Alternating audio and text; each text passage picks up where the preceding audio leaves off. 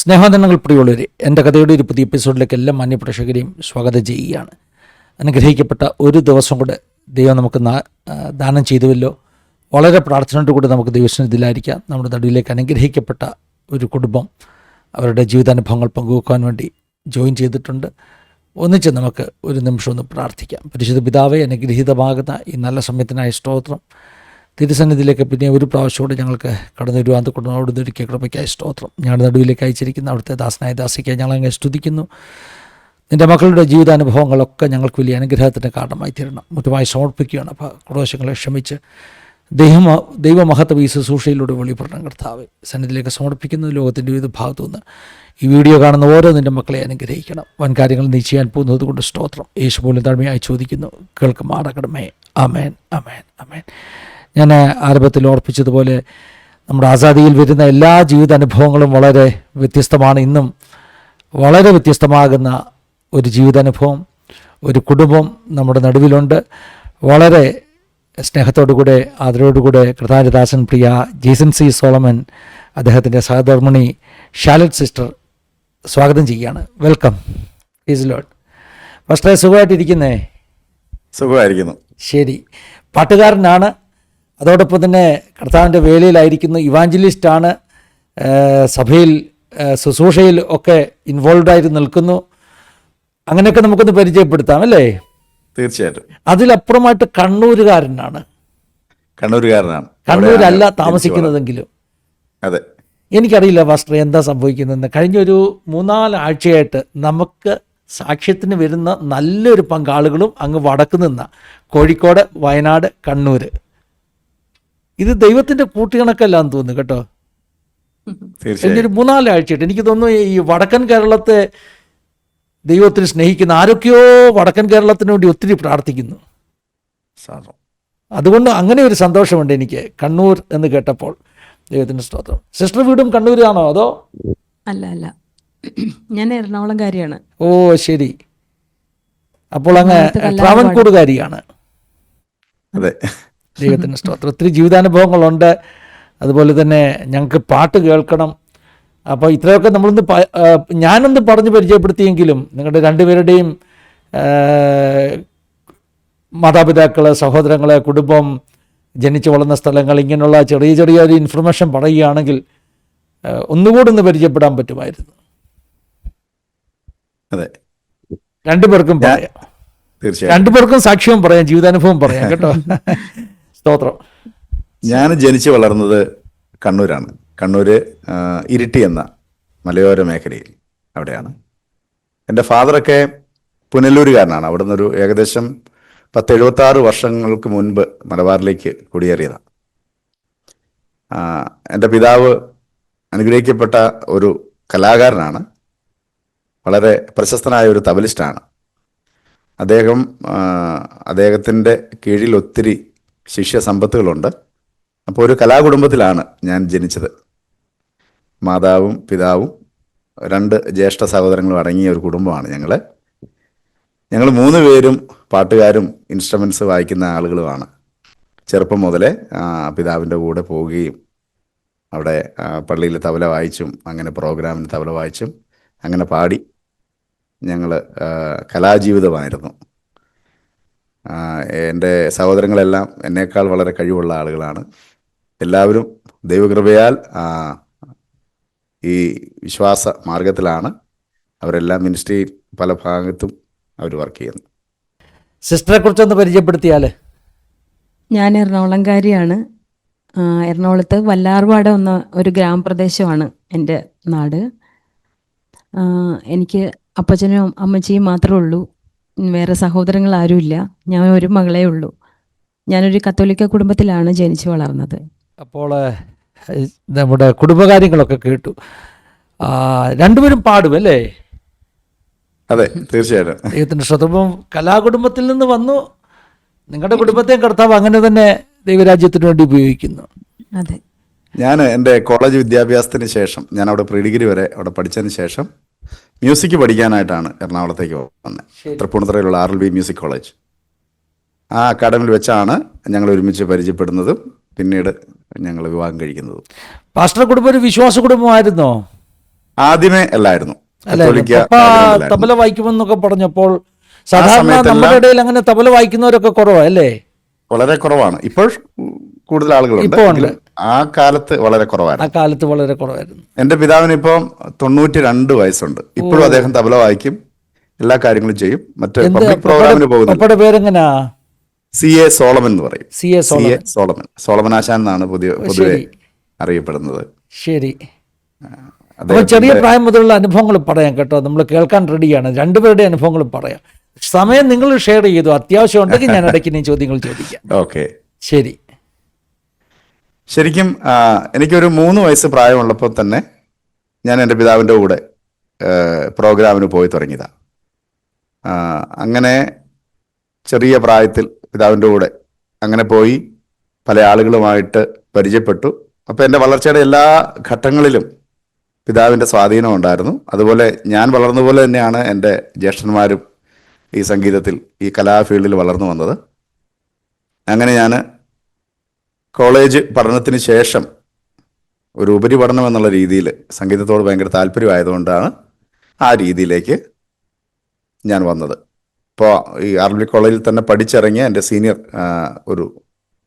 എൻ്റെ നാട്ടുകാരനുണ്ട്, എൻ്റെ ഒരു ഗുരുനാഥൻ കൂടിയാണ്. അദ്ദേഹത്തിൻ്റെ താല്പര്യത്തിലാണ് ഞാൻ അവിടെ ഇങ്ങനെ കോളേജിൽ ജോയിൻ ചെയ്യുന്നത്. അപ്പോൾ അതുവരെയും ഈ വിദ്യാഭ്യാസ കാലത്തും എല്ലാം ഞാൻ ഗാനമേളകളിൽ തബല വായിക്കുകയും അങ്ങനെ സെക്കുലർ ഫീൽഡിലുള്ള പ്രോഗ്രാംസിനെല്ലാം പങ്കെടുക്കുകയും ഇവിടെ വന്നതിന് ശേഷം പാട്ട് മെയിനാക്കിയതിന് ശേഷം പിന്നെ ഗാനമേളകളിൽ സജീവ പ്രവർത്തകനായി. കേരളത്തിലുള്ള അങ്ങോളം ഇങ്ങോളം എല്ലാം ഒട്ടുമിക്ക ഗാനമേള ട്രൂപ്പുകളിലും അതിൽ ഫേമസ് ആയ ഒത്തിരി ട്രൂപ്പുകളുണ്ട്. മൂവാറ്റുപുഴ ഏഞ്ചൽ വോയിസ്, കൊച്ചിൻ കലാഭവൻ, അങ്ങനെ എറണാകുളത്തായതുകൊണ്ട് ഒരു ഒട്ടുമിക്ക ഗാനമേള ട്രൂപ്പുകളിലും പാടിയിട്ടുണ്ട്. അങ്ങനെ പല മ്യൂസീഷ്യൻസുമായിട്ട് പരിചയപ്പെട്ടിട്ടുണ്ട്. പല പ്ലേബാക്ക് സിംഗേഴ്സിൻ്റെ കൂടെയുള്ള പാടാനുള്ള അവസരം ഉണ്ടാക്കിയിട്ടുണ്ട്. പിന്നെ ഫിലിം സ്റ്റാർസിൻ്റെ കൂടെയുള്ള, അതെല്ലാം നമുക്ക് കിട്ടിയ അവസരങ്ങളാണ്. അങ്ങനെ വന്ന് അത് ഈ കോളേജ് പഠിക്കുന്ന കാലത്താണ് ഏറ്റവും കൂടുതൽ. അപ്പോൾ ചെറുപ്പം മുതലുള്ള ആ ഒരു പരിചയം അത് കലാ ഫീൽഡിൽ ഒത്തിരി നമുക്കറിയാനും നമുക്ക് അറിവ് ശേഖരിക്കാനും എല്ലാം ഇടയായി. അതാണ് ശരിക്കും എൻ്റെ ഒരു കലാജീവിതം എന്ന് പറയുന്നത്. ഇദ്ദേഹം അതുപോലെ തന്നെ കടന്നു വന്നയാളാണ്. എൻ്റെ കാര്യം പറയുവാണെങ്കിൽ തികച്ചും വ്യത്യാസമാണ്. എന്ന് പറഞ്ഞാൽ ഞാനൊരു കത്തോലിക്ക കുടുംബത്തിലാണ് ജനിച്ചു വളർന്നത്. എൻ്റെ അപ്പച്ചനും അമ്മച്ചിയും ഇപ്പം വിശ്വാസത്തിലാണ്, പക്ഷേ ആ കുടുംബത്തിൽ ആരും തന്നെ വിശ്വാസത്തിലല്ല. എൻ്റെ അപ്പച്ചന് 8 സഹോദരങ്ങളുണ്ട്. അവരൊക്കെ ഇപ്പോഴും ആ കത്തോലിക്ക വിശ്വാസത്തിൽ തന്നെയാണ് നിൽക്കുന്നത്. അവിടെ നിന്ന് ആദ്യമായിട്ട് വിശ്വാസത്തിൽ ഞാനാണ് വരുന്നത്. അതിനു മുമ്പ് ആദ്യം തന്നെ ഞാൻ ഒരു നന്ദി പറയണം എനിക്ക്. കാരണം ഞങ്ങൾക്ക് ഇങ്ങനൊരു അവസരം ഈ ആസാദ് TV-യിലൂടെ ലഭിച്ചതിന് ഞാൻ ദൈവത്തിന് നന്ദി പറയുന്നു. അതുപോലെ അതിനൊരവസരം തന്ന ദേവദാസനും ദാസിക്കും ഞങ്ങളുടെ നന്ദിയെ ആദ്യം തന്നെ അറിയിക്കുകയാണ്. കാരണം ഞാൻ എൻ്റെ കഷ്ടതയിലൂടെ കടന്നുപോയ സമയത്ത് ദൈവത്തോട് ഞാനൊരു വാക്ക് പറഞ്ഞിരുന്നു. എന്നെ ദൈവം ഇതിൽ നിന്ന് കരകയറ്റിക്കഴിഞ്ഞാൽ ഞാൻ എനിക്ക് തരുന്ന അവസരം എവിടെയായിരുന്നാലും അവിടെ ഞാൻ എൻ്റെ ദൈവത്തിൻ്റെ നാമത്തെ ഉയർത്തും. കർത്താവ് എന്നെ അതിൽ നിന്ന് കരകയറ്റിയ കാര്യം, വിടുവിച്ച കാര്യവും ഞാൻ ഒരു ലജ്ജയുമില്ലാതെ പറയും എന്ന് ഞാനൊരു തീരുമാനം ദൈവത്തോട് പറഞ്ഞിട്ടുണ്ടായിരുന്നു. അതുകൊണ്ട് എന്നെ ഇങ്ങനെയുള്ള എന്നെ അയക്കുന്നിടത്തൊക്കെ ഞാൻ പോയി പറയും. എല്ലായിടത്തും, ലോകത്ത് എല്ലായിടത്തും പോയി പറയണമെന്നാണ് എൻ്റെ ആഗ്രഹം. അതെത്രമാത്രം നടക്കും എന്നറിയില്ല. പക്ഷേ ഈ ചാനൽ ഈ ലോകത്തിലിരിക്കുന്നവരെല്ലാവരും കാണുന്ന ഒരു മാധ്യമമാണ്. അപ്പം അതിലൂടെ ഞാൻ ഈ പറയുന്ന കാര്യങ്ങളൊക്കെ അനേകർക്ക് ആശ്വാസമാകുമെന്ന് അറിയുമ്പം എനിക്ക് വലിയ സന്തോഷമുണ്ട്. അതിന് ഞാൻ ദൈവത്തിന് നന്ദി പറയുകയാണ്. എൻ്റെ കുട്ടിക്കാലം പറയുവാണെങ്കിൽ കത്തോലിക്ക കുടുംബത്തിൽ ഞാൻ ജനിച്ചു വളർന്നുവെങ്കിലും ദൈവമായിട്ടുള്ള ബന്ധം എത്രത്തോളം ഉണ്ടായിരുന്നെന്ന് എനിക്കറിയില്ല. കാരണം ദൈവം ഉണ്ടെന്നറിയാം, പക്ഷേ എൻ്റെ കുടുംബത്തിൽ അങ്ങനത്തെ ഒരു ഉപദേശം, പ്രാർത്ഥന, അതൊക്കെ വളരെ അത് ഞങ്ങൾക്ക് കുട്ടികൾക്ക് എത്രമാത്രം അത് കിട്ടിയെന്നറിയില്ല. കാരണം മാതാപിതാക്കൾ, ഞങ്ങളെ നല്ല വഴിയിലൂടെ നടത്തേണ്ട മാതാപിതാക്കൾ, അതായത് ഞങ്ങളുടെ പിതാക്കന്മാർ ഞങ്ങൾക്ക് അങ്ങനെ ഒരു അനുഭവത്തിലൂടെ പോകാനായിട്ടൊരു സാഹചര്യം ഉണ്ടാക്കി തന്നിട്ടില്ല. എൻ്റെ അപ്പൻ്റെ അപ്പൻ എന്ന് പറയുന്ന അപ്പൂപ്പൻ എന്നാണ് ഞങ്ങൾ വിളിക്കുന്നത്. അപ്പൂപ്പന് 3 ഭാര്യമാരുണ്ടായിരുന്നു. 3 വിവാഹം ചെയ്തു എന്നാണ് ഞാൻ പറഞ്ഞു കേട്ടിട്ടുള്ളത്. അപ്പൂപ്പൻ ആദ്യ വിവാഹം ചെയ്ത ഭാര്യ അമ്മമ്മ രോഗിയായി മരിച്ചു. രണ്ടാമതൊരു വിവാഹം ചെയ്തു. വിവാഹം കഴിഞ്ഞ് അപ്പൂപ്പൻ്റെയൊക്കെ ശീലം എന്ന് പറയുന്നത് എല്ലാവരും തികഞ്ഞ മദ്യപാനികളാണ്. അപ്പൂപ്പന് ഒത്തിരി സ്വത്തും കാര്യങ്ങളും എല്ലാം ഉണ്ടായിരുന്നു. മദ്യപിച്ച് അതെല്ലാം ദൂർത്തടിച്ച് നശിപ്പിച്ചു. മദ്യപിച്ച് കഴിഞ്ഞാൽ അപ്പൂപ്പൻ വേറൊരാളായി മാറും, ഒത്തിരി ഉപദ്രവിക്കും. അങ്ങനെ രണ്ടാമത് വിവാഹം ചെയ്ത അമ്മമ്മ പൂർണ്ണ ഗർഭിണിയായിരിക്കുന്ന സമയത്ത് അപ്പൂപ്പൻ്റെ ഉപദ്രവം പേടിച്ച് ഓടി ഒരു പൊന്തക്കാട്ടിൽ ഒളിച്ചിരുന്നു. അവിടെ നിന്ന് പേടിച്ച് മരണപ്പെട്ടു പോയി എന്നാണ് ഞാൻ കേട്ടിട്ടുള്ളത്, പൂർണ്ണ ഗർഭിണിയായിരിക്കുന്ന സമയത്ത്. അതിനുശേഷം വേറൊരു വിവാഹം ചെയ്തു. ആ അമ്മൂമ്മയെ ഞങ്ങൾ കണ്ടിട്ടുള്ളൂ.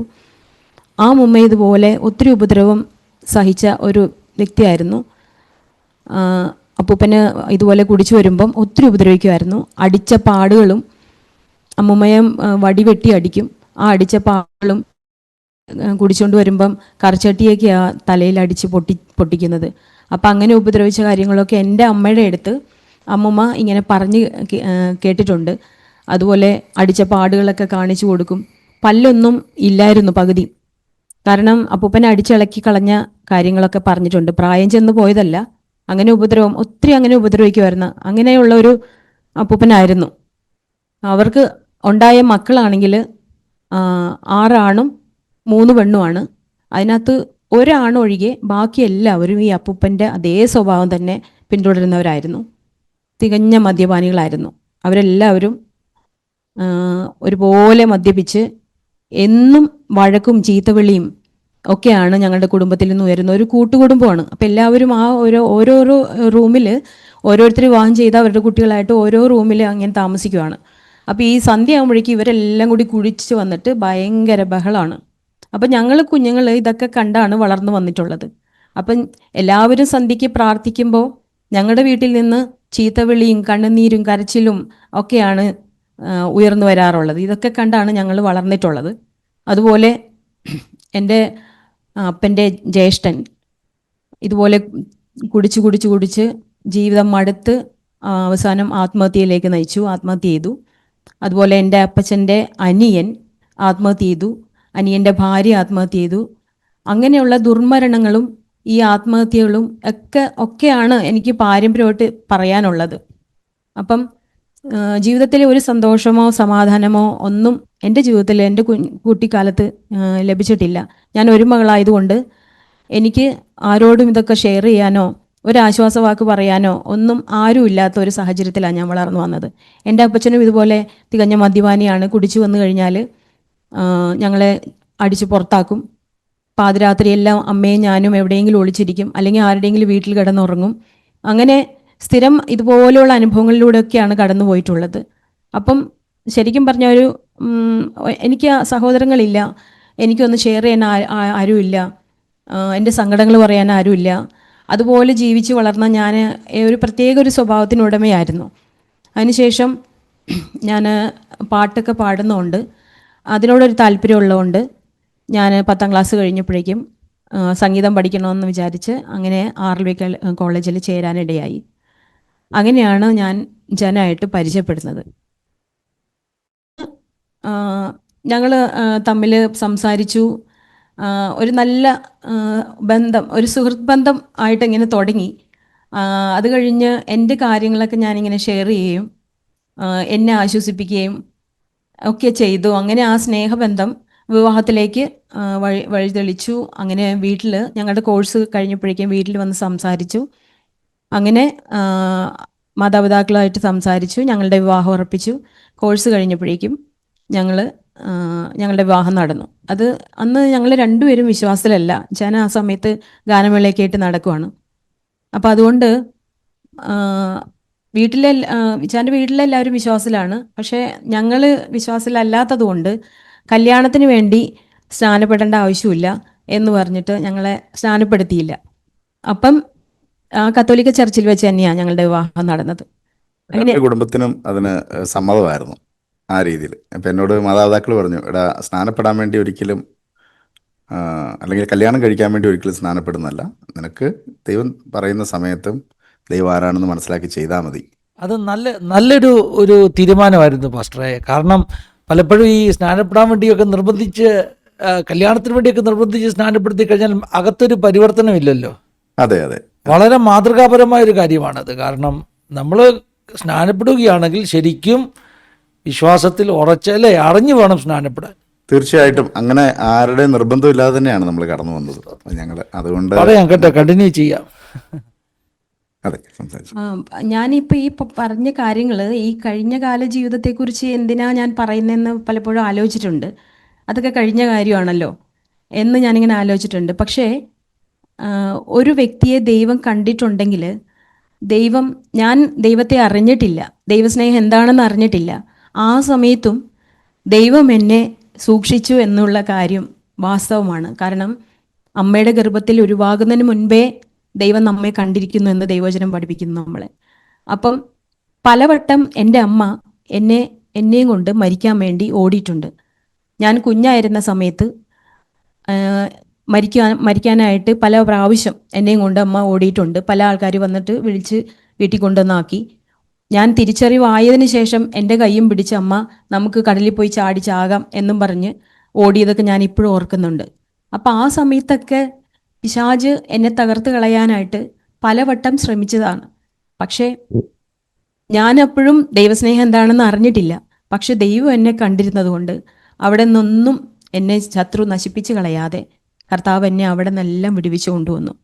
അതുകൊണ്ട് തന്നെ ഒരു മനുഷ്യനെക്കുറിച്ച് ദൈവത്തിനൊരു പദ്ധതി ഉണ്ടെങ്കിൽ ഏതൊക്കെ നാശകരമായ വഴിയിലൂടെ പോയാലും ദൈവം നമ്മയോടെ എല്ലാം വിടുവിച്ചു കൊണ്ടുവരുമെന്നുള്ളത് എൻ്റെ ജീവിതത്തിൻ്റെ അനുഭവമാണ്.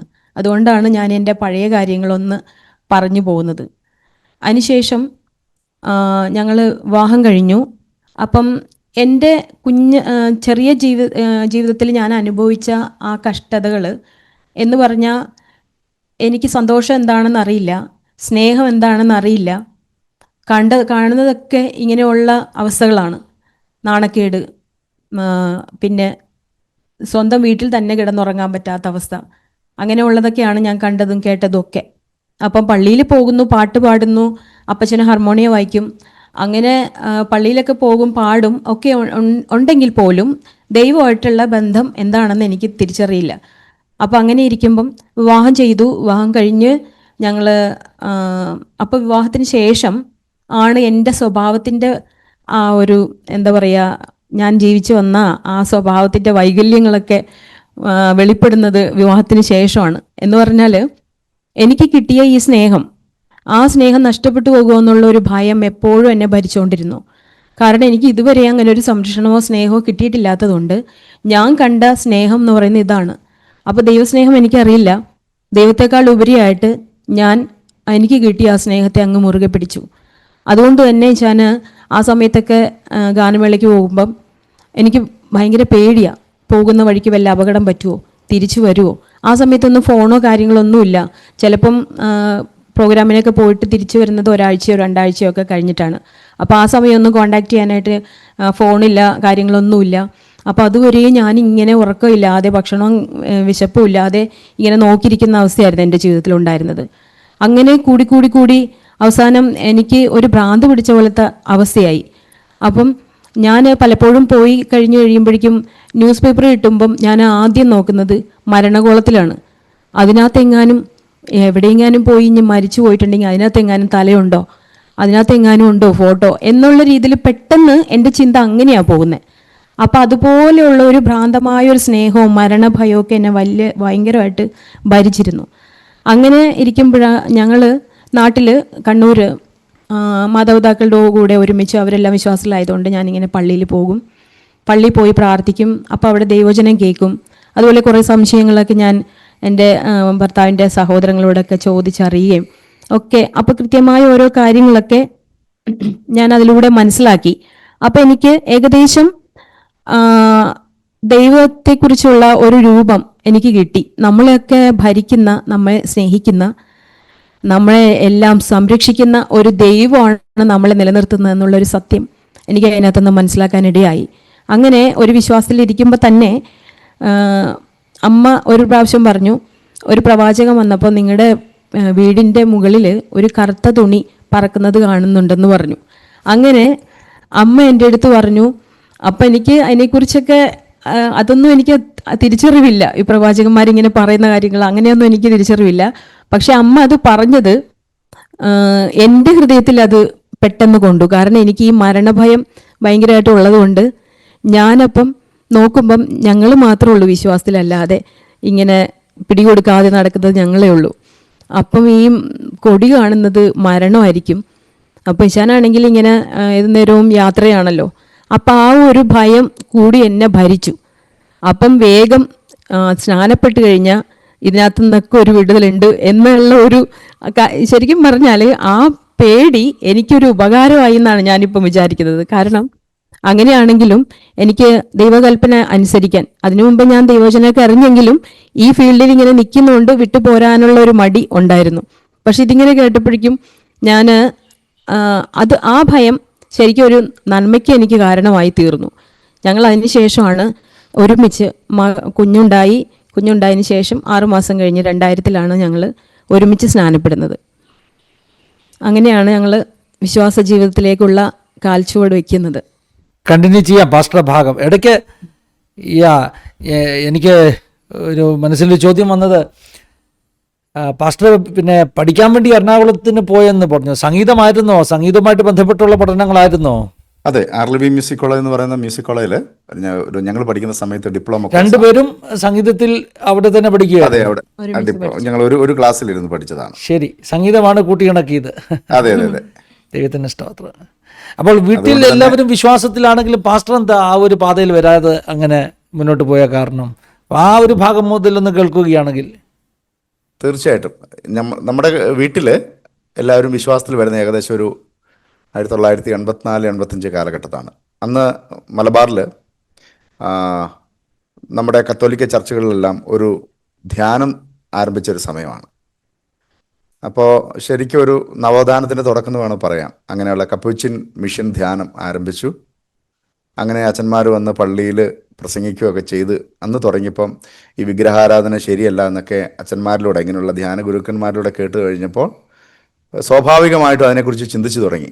അപ്പോൾ തന്നെ എൻ്റെ പിതാവിൻ്റെ വീട്ടുകാരിൽ ഫാദറും ഞങ്ങൾ കുടുംബവും, താഴെ ഫാദറിൻ്റെ അനിയനുണ്ട്, ആ കുടുംബം മാത്രമേ പ്രത്യക്ഷമായി വിശ്വാസത്തിലേക്ക് വരാത്തതുള്ളൂ.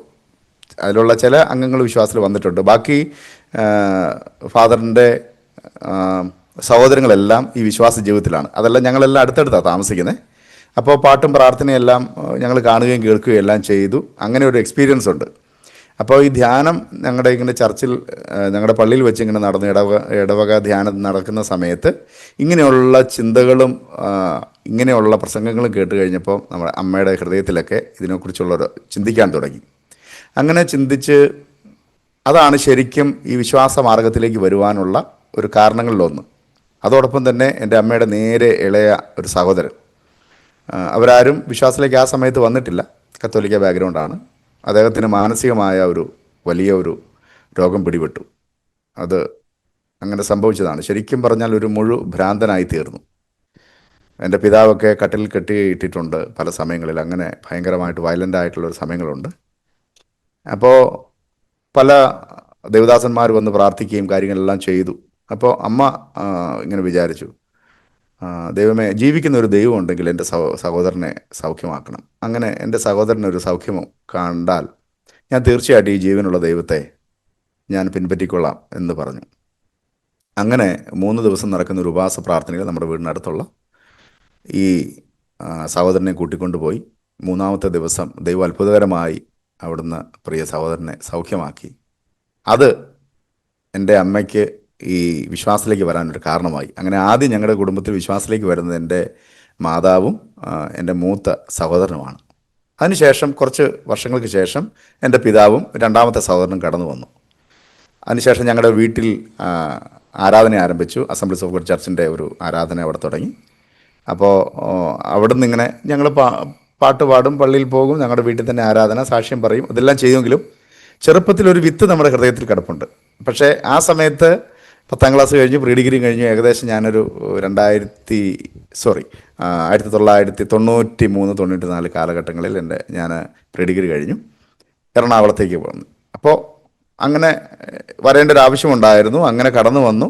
ഇവിടെ വന്നു കഴിഞ്ഞപ്പോൾ അനേക കലാകാരന്മാരുമായിട്ടുള്ള അസോസിയേറ്റ് ചെയ്തു. അങ്ങനെ പ്രശസ്ത ട്രൂപ്പുകളിൽ പാടുവാനുള്ള ഒരു അവസരം ലഭിച്ചു. അപ്പോൾ പെട്ടെന്നാണ് ഞാൻ മധ്യജാതി തിരുവിതാംകൂറിലേക്ക് വന്നത്. അപ്പോൾ ഞാൻ കോളേജിൽ പഠിക്കുന്ന കാലത്ത് അവിടെ കാലിക്കറ്റ് യൂണിവേഴ്സിറ്റി യെസ് ഓൺ കലാപ്രതിഭയൊക്കെ ആയി ആ സമയത്താണ്. അപ്പം ന്യൂസ് പേപ്പറിലെല്ലാം നമ്മുടെ ഫോട്ടോയൊക്കെ വരികയും അങ്ങനെ ആളുകൾക്ക് ജസ്റ്റ് നമ്മളെ പുറം ലോകമായിട്ട് പരിചയപ്പെട്ടു. ഇങ്ങനെ നമ്മളെ ചെല്ലുന്നിടത്തെല്ലാം ഇൻട്രൊഡ്യൂസ് ചെയ്തു. അങ്ങനെ പാടാൻ കിട്ടിയ വേദികളിലേക്ക് നമ്മളങ്ങ് പോയി ഓട്ടോമാറ്റിക്കായിട്ട് വീട്ടിൽ നിന്ന് നമ്മൾ അകന്ന് ജീവിച്ചത് കൊണ്ട് കർത്താവിലേക്ക് വരാനുള്ളൊരു സാഹചര്യങ്ങളോ സാധ്യതകളോ ഒന്നുമില്ല. പിന്നെ വീട്ടിലെല്ലാവരും കലാകാരന്മാരായിരുന്നുകൊണ്ടും നമുക്ക് ഇങ്ങനെയുള്ള നല്ലൊരു അവസരങ്ങൾ ലഭിച്ചതുകൊണ്ടും അവൻ്റെ ഇഷ്ടം, അവൻ്റെ ഒരു ഭാവിക്ക് വേണ്ടി അവൻ കടന്നു പോയതാണ്, പൊയ്ക്കോട്ടെ, അതൊരു ജീവിതമാർഗ്ഗമാണല്ലോ എന്ന് പറഞ്ഞ് മാതാപിതാക്കളും സഹോദരങ്ങളെല്ലാം അതിന് അനുകൂലമായിരുന്നു. എൻ്റെ ഒരു കലാജീവിതത്തിന് ഏറ്റവും ഹെൽപ്ഫുള്ളായി തീർന്നത് എൻ്റെ കുടുംബം തന്നെയാണ്. എൻ്റെ മാതാപിതാക്കളും സഹോദരങ്ങളുമാണ് ഏറ്റവും കൂടുതൽ സപ്പോർട്ടീവായിട്ടോ നിന്നത്. അങ്ങനെ ഞങ്ങൾ കോളേജ് വിദ്യാഭ്യാസവും ഈ കാര്യങ്ങളെല്ലാം കഴിഞ്ഞു. ഈ സെക്കുലർ ഫീൽഡിലെല്ലാം ഞങ്ങൾ പിന്നെ ഇങ്ങനെ ജീവിക്കുന്ന സമയത്ത് ഞങ്ങളുടെ കല്യാണം എല്ലാം കഴിഞ്ഞ് വീണ്ടും ദൈവവുമായിട്ട് കണക്ട് ചെയ്യേണ്ട കാര്യങ്ങൾ ഞങ്ങളുടെ ജീവിതത്തിൽ പല സമയങ്ങളിലായിട്ട് നടന്നു. അപ്പോൾ ഞങ്ങളിങ്ങനെ കല്യാണം കഴിഞ്ഞുവെങ്കിലും ഉള്ളിൻ്റെ ഉള്ളിൽ ജീവനുള്ള ദൈവം യേശുവാണ് നമുക്കറിയാം, എന്നെ സംബന്ധിച്ച് വ്യക്തിപരമായി. പക്ഷെ ഞാനത് വ്യക്തിപരമായി അംഗീകരിക്കുകയോ അങ്ങനെ എന്താ പറയുന്നത്, വ്യക്തിപരമായി ഞാൻ യേശുവിൻ്റെ പൈതലാണെന്ന് ഉള്ള തീരുമാനങ്ങളൊന്നും എടുത്തില്ല. എനിക്ക് എൻ്റെതായ വഴി, അതായത് കലാഫീൽഡിൽ ഏറ്റവും ഭയങ്കര ഇഷ്ടമായതുകൊണ്ടും അത് തുടർന്നു പോയി. പക്ഷേ നമ്മൾ ജനിക്കുന്നതിന് മുമ്പേ, ലോകസ്ഥാപനത്തിന് മുമ്പേ നമ്മളെ കണ്ടിട്ടുണ്ട് എന്നുള്ളതിൻ്റെ ഉത്തമ ഉദാഹരണമാണ് നമ്മുടെയൊക്കെ രക്ഷാനുഭവം. കാരണം ഞാൻ രക്ഷിക്കപ്പെട്ട് വിശ്വാസത്തിലേക്ക് വരുന്നതിന് മുമ്പ് 1995 മുതൽ ഞാൻ ആൽബങ്ങളിൽ പാടുവാൻ തുടങ്ങി. അന്ന് കാസറ്റാണല്ലോ, റെക്കോർഡിങ്ങിൽ പാടുവാൻ തുടങ്ങി, പാട്ടുകൾ ആളുകൾ കേൾക്കുവാൻ തുടങ്ങി. അപ്പോൾ നമ്മുടെ ഗാനങ്ങൾ ഇഷ്ടപ്പെട്ട ആളുകൾ, വിശ്വാസ സമൂഹത്തിലുള്ള ആളുകൾ കേൾക്കുകയും ഞാൻ ഒരു പരിധിവരെ ഞാൻ വിശ്വാസത്തിലുള്ള ആളാണെന്നാണ് അവർ വിചാരിച്ചുകൊണ്ടിരുന്നത്. പക്ഷേ പല സമയങ്ങളിൽ ഗാനമേളയ്ക്ക് കണ്ടു കഴിഞ്ഞപ്പോൾ ഇത് രക്ഷിക്കപ്പെടാത്ത ഒരാളാണ് എന്ന് അവർക്ക് മനസ്സിലായി. പക്ഷേ എന്നോടുള്ള സ്നേഹം, അതായത് നമ്മുടെ പാട്ട് കേട്ടുള്ള സ്നേഹം, ചില സഹോദരങ്ങൾ, ദൈവമക്കൾ എനിക്ക് വേണ്ടി പ്രാർത്ഥിക്കാൻ തുടങ്ങി. അങ്ങനെ വർഷങ്ങൾ പ്രാർത്ഥിച്ച ആളുകളുണ്ട്. അത് ഞാൻ അറിയുന്നത് ഞാൻ രക്ഷയിലേക്ക് വന്നതിന് ശേഷം ഞാനൊരു പരസ്യ മീറ്റിങ്ങിൽ കൊല്ലം ചാത്തന്നൂർ എന്ന് പറയുന്ന സ്ഥലത്ത് ഞങ്ങൾ പബ്ലിക് മീറ്റിംഗ് നടത്തിക്കൊണ്ടിരിക്കുന്ന സമയത്ത് ചില സഹോദരങ്ങൾ ഓടി വന്നു ആ നടു റോഡിൽ കെട്ടിപ്പിടിച്ച് അവർ സന്തോഷത്തോടെ കരയുന്നത് കണ്ടു. ജേസൺ ബ്രദറെ, നിങ്ങളുടെ പാട്ടുകൾ വർഷങ്ങൾക്ക് മുമ്പ് ഞങ്ങൾ കേട്ടിട്ടുണ്ട്, അന്ന് തൊട്ട് ഞങ്ങൾ പ്രാർത്ഥിക്കുന്നതാണ് നിങ്ങൾ ദൈവസന്നിധിയിൽ കടന്നു വരണം എന്നുള്ളത്. അതിൻ്റെ ഒരു എന്താ പറയുന്നത്, ഒരു പൂർത്തീകരണം കാണാൻ സാധിച്ചില്ല, ഒത്തിരി സന്തോഷമുണ്ട് എന്ന് പറഞ്ഞു. അപ്പോഴാണ് വാസ്തവത്തിൽ ഞാൻ ചിന്തിക്കുന്നത്, എല്ലായിടത്തും എല്ലാവരും രക്ഷിക്കപ്പെടണമെന്ന് വിചാരിച്ചുകൊണ്ട് ദൈവം ദീർഘക്ഷമ കാണിക്കുന്നു എന്ന് പറഞ്ഞതുപോലെ ദൈവത്തിൻ്റെ ആ ദീർഘക്ഷമയിൽ എന്നെയും ഉൾപ്പെടുത്തിയത് കൊണ്ട് എനിക്ക് ദൈവത്തിൻ്റെ സമയത്ത് എനിക്ക് രക്ഷയിലേക്ക് കടന്നു വരാനിടയായി. അപ്പോൾ ഒന്നും യാദൃശ്യമായി സംഭവിക്കുന്നതല്ല എന്ന് എനിക്ക് മനസ്സിലായി. ദൈവത്തിന് വ്യക്തമായ ഒരു ഉദ്ദേശം ഓരോ മനുഷ്യനെക്കുറിച്ചും ഉണ്ടെന്നുള്ളതിൻ്റെ വ്യക്തമായ തെളിവാണ് ഒരു വിശ്വാസ ജീവിതം, അല്ലെങ്കിൽ യേശുവിൻ്റെ പൈതലായി തീരുക എന്നുള്ളത്. അത് മനസ്സിലാക്കിയ സമയം മുതലാണ് ഞാൻ ഈ കർത്താവിൻ്റെ നാമത്തിന് വേണ്ടി കൂടുതൽ പ്രയോജനപ്പെടാൻ വ്യക്തിപരമായി തീരുമാനമെടുത്ത് ഞങ്ങൾ മുന്നോട്ട് വരാനിടയായത്. ഇതാണ് എൻ്റെ ഒരു ചരിത്ര പശ്ചാത്തലം, ഞാൻ രക്ഷയിലേക്ക് വരുന്നതിൻ്റെ ഒരു കാരണം. ഇനിയൊരു പാട്ട് പാടിയിട്ട് നമുക്ക് മുന്നോട്ട് അനുഭവങ്ങൾ കേൾക്കാം അല്ലേ? അതോ? തീർച്ചയായിട്ടും ഒരു പാട്ട് വന്നതിന് ശേഷം പോകുന്നതായിരിക്കും. ശരി, അപ്പോൾ അങ്ങനെ ക്രമീകരിക്കും. എനിക്ക് തോന്നുന്നു നിങ്ങൾക്ക് കീബോർഡൊക്കെ ഒന്ന് അറേഞ്ച് ചെയ്യണമെന്ന് തോന്നുന്നു. ഓക്കെ. ഞാൻ വിശ്വാസ ജീവിതത്തിലേക്ക് വരുന്നതിന് മുമ്പ്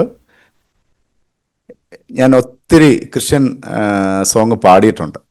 അതിലേറ്റവും കൂടുതൽ എന്നെ ആളുകൾ കൂടുതൽ ശ്രദ്ധിക്കപ്പെടാൻ ഇടയാക്കിയ ഗാനങ്ങളുമുണ്ട്, ഗാനരചയിതാവുമുണ്ട്. കണ്ണൂർ രാജൻ എന്ന് പറയുന്ന ഒരു അനുഗ്രഹിക്കപ്പെട്ട ഒരു ദൈവദാസൻ, അദ്ദേഹം തിരുവനന്തപുരം സ്വദേശിയാണ്. ശുശ്രൂഷയോടുള്ള ബന്ധത്തിൽ മിനിസ്ട്രി ആയിട്ട് അദ്ദേഹം കണ്ണൂർ ദീർഘവർഷങ്ങളായിട്ട് താമസിക്കുന്ന ആളാണ്. അദ്ദേഹം വർക്ക് ചെയ്തുകൊണ്ടിരുന്ന ICPF എന്ന സംഘടനയിലെ ഏഞ്ചലോസ് എന്ന സംഗീത വിഭാഗത്തിൽ അദ്ദേഹം പാടിയിരുന്ന ആളാണ്. ഞാൻ കോളേജിൽ പഠിക്കുന്ന സമയത്ത് മട്ടന്നൂർ കോളേജിൽ അദ്ദേഹം തൻ്റെ ടീമുമായിട്ട് കടന്നു വന്നിട്ടുണ്ട്. അദ്ദേഹത്തെ വീണ്ടും ഞാൻ പരിചയപ്പെടാനിടയായി. ഞാൻ പ്രീ ഡിഗ്രി പഠിക്കുന്ന സമയത്ത് അങ്ങനെ പരിചയപ്പെട്ടപ്പോൾ അദ്ദേഹം ഒത്തിരി ഗാനങ്ങൾ എന്നെ പഠിപ്പിക്കാനിടയായി. അത് അദ്ദേഹം ഉൾപ്പെട്ട് നിൽക്കുന്ന ടീമിൻ്റെ പ്രോഗ്രാമിന് മെയിൻ സിംഗറായിട്ട് എന്നെ വിളിച്ചു. അദ്ദേഹത്തിൻ്റെ 70-ലധികം ഗാനങ്ങൾ അദ്ദേഹം ചിട്ടപ്പെടുത്തിയിട്ടുണ്ട് ആ കാലങ്ങളിൽ. അപ്പോൾ അതിനേക്കാൾ കൂടുതലുണ്ട്. ഒരുപക്ഷെ അറിയുമായിരിക്കും, കേരളത്തിലെ എല്ലാ ജയിലുകളിലും സംഗീതം പഠിപ്പിക്കുന്ന ഒരു സംഗീതജ്ഞനാണ്. അദ്ദേഹത്തിൻ്റെ പേര് കണ്ണൂർ രാജൻ എന്നറിയപ്പെടുന്നത്. ഇപ്പോൾ കണ്ണൂർ താമസിക്കുന്നതുകൊണ്ട് അദ്ദേഹത്തിന് അങ്ങനെയുള്ള ഒരു ഗവൺമെൻറ്റിൻ്റെ ഒരു സർട്ടിഫിക്കറ്റ് തന്നെ കിട്ടിയിട്ടുണ്ട്. കേരളത്തിലുള്ള എല്ലാ ജയിലുകളിലും സുവിശേഷം അറിയിക്കുവാനുള്ള. അപ്പോൾ അദ്ദേഹത്തിൻ്റെ ഗാനങ്ങളിൽ ഒന്നാണ് വളരെ പ്രധാനപ്പെട്ട ഗാനം. എനിക്ക് ഞങ്ങളുടെ ജീവിതത്തിൽ ഒത്തിരി ആശ്വാസം നൽകുകയും വളരെ മനോഹരമായി അദ്ദേഹം ചിട്ടപ്പെടുത്തിയൊരു ഗാനമാണ്. അദ്ദേഹം സ്വാതി തിരുനാൾ സംഗീത കോളേജിൽ പഠിച്ച ഒരാളാണ് അദ്ദേഹം. അതുകൊണ്ട് അദ്ദേഹത്തിൻ്റെ ഗാനങ്ങൾക്കെല്ലാം അങ്ങനെയുള്ള ഒരു മ്യൂസിക്കൽ എലമെൻസ് ഉണ്ട്, നല്ല രാഗഭാവത്തിലൂടെ. 121 സങ്കീർത്തനം എങ്ങനെയാണല്ലോ പറയുന്നത്, ഞാൻ എൻ്റെ കണ്ണ് പർവ്വതങ്ങളിലേക്ക് ഉയർത്തുന്നു, എനിക്ക് സഹായം എവിടെ നിന്ന് വരും? എൻ്റെ സഹായം ആകാശത്തെയും ഭൂമിയും ഉണ്ടാക്കിയ യഹോവയിൽ നിന്ന് വരുന്നു. നിന്നെ കാക്കുന്നവൻ മയങ്ങുകയില്ല, ഇസ്രായേലിൻ്റെ പരിപാലകൻ മയങ്ങുകയില്ല, ഉറങ്ങുകയുമില്ല. ഈ അർത്ഥം വരുന്ന ഈ സങ്കീർത്തനം തന്നെയാണ് അദ്ദേഹം ചിട്ടപ്പെടുത്തിയത്. അത് ഇന്നിവിടെ ആലപിക്കുന്നു.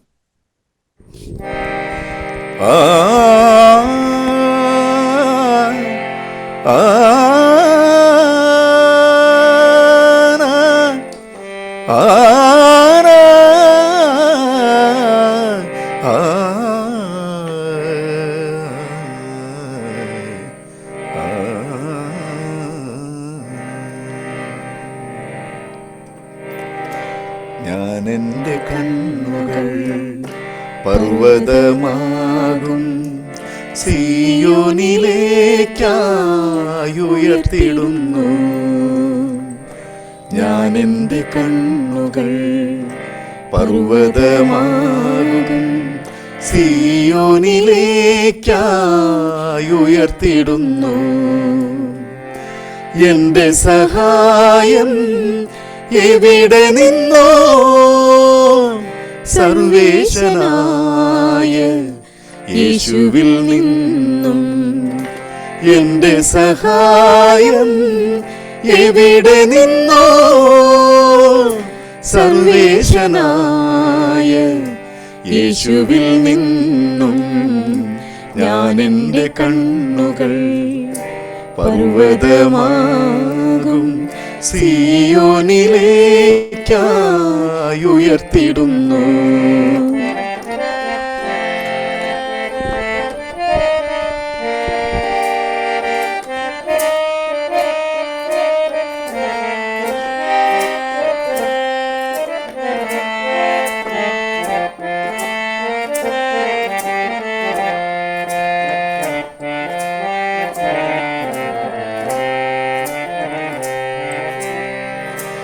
എന്നെ കാക്കുന്നു മയങ്ങുകയില്ല, ഇസ്രായേലിൻ ദൈവം ഉറങ്ങുകയില്ല.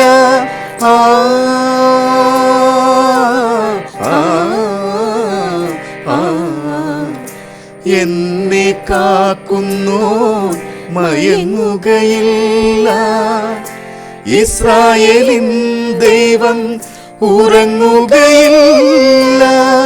കൃപയവനരുളി തണലെനിക്കേകി, വഴുതി വീഴാതെന്നെ നടത്തിടുന്നു. കൃപയവനരുളി തണലെനിക്കേകി, വഴുതി വീഴാതെന്നെ നടത്തിടുന്നു. ഞാൻ എൻ്റെ കണ്ണുകൾ പർവ്വതമാകും സീയോനിലേക്കായി ഉയർത്തിടുന്നു.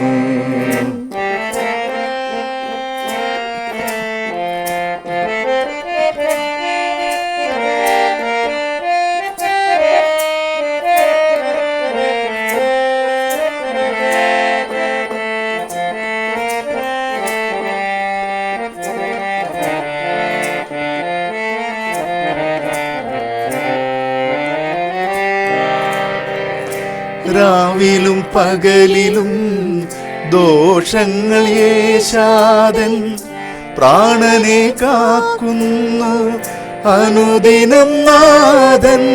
ആ ആ, ആ. രാവിലും പകലിലും ദോഷങ്ങൾ യേശാദൻ പ്രാണനെ കാക്കുന്നു അനുദിനം നാഥൻ. ഗമനാഗമനം അറിഞ്ഞവനെന്നും ഇന്നുമെന്നേക്കുമെന്നെ പാലിച്ചിടും. ഗമനാഗമനം അറിഞ്ഞവൻ എന്നും ഇന്നുമെന്നേക്കുമെന്നെ പാലിച്ചിടും. ഞാൻ എൻ്റെ കണ്ണുകൾ പർവ്വതമാകും സീയോനിലേക്കായി ഉയർത്തിടുന്നു. ഞാൻ എൻ്റെ കണ്ണുകൾ പർവ്വതമാകും സീയോനിലേക്കായി ഉയർത്തിടുന്നു. എൻ്റെ സഹായം എവിടെ നിന്നോ സർവേശനായ യേശുവിൽ നിന്നും. എൻ്റെ സഹായം എവിടെ നിന്നോ സർവേശനായ യേശുവിൽ നിന്നും. ഞാൻ എൻ്റെ കണ്ണുകൾ പർവ്വതമാകും സീയോനിലേക്കായി ഉയർത്തിടുന്നു.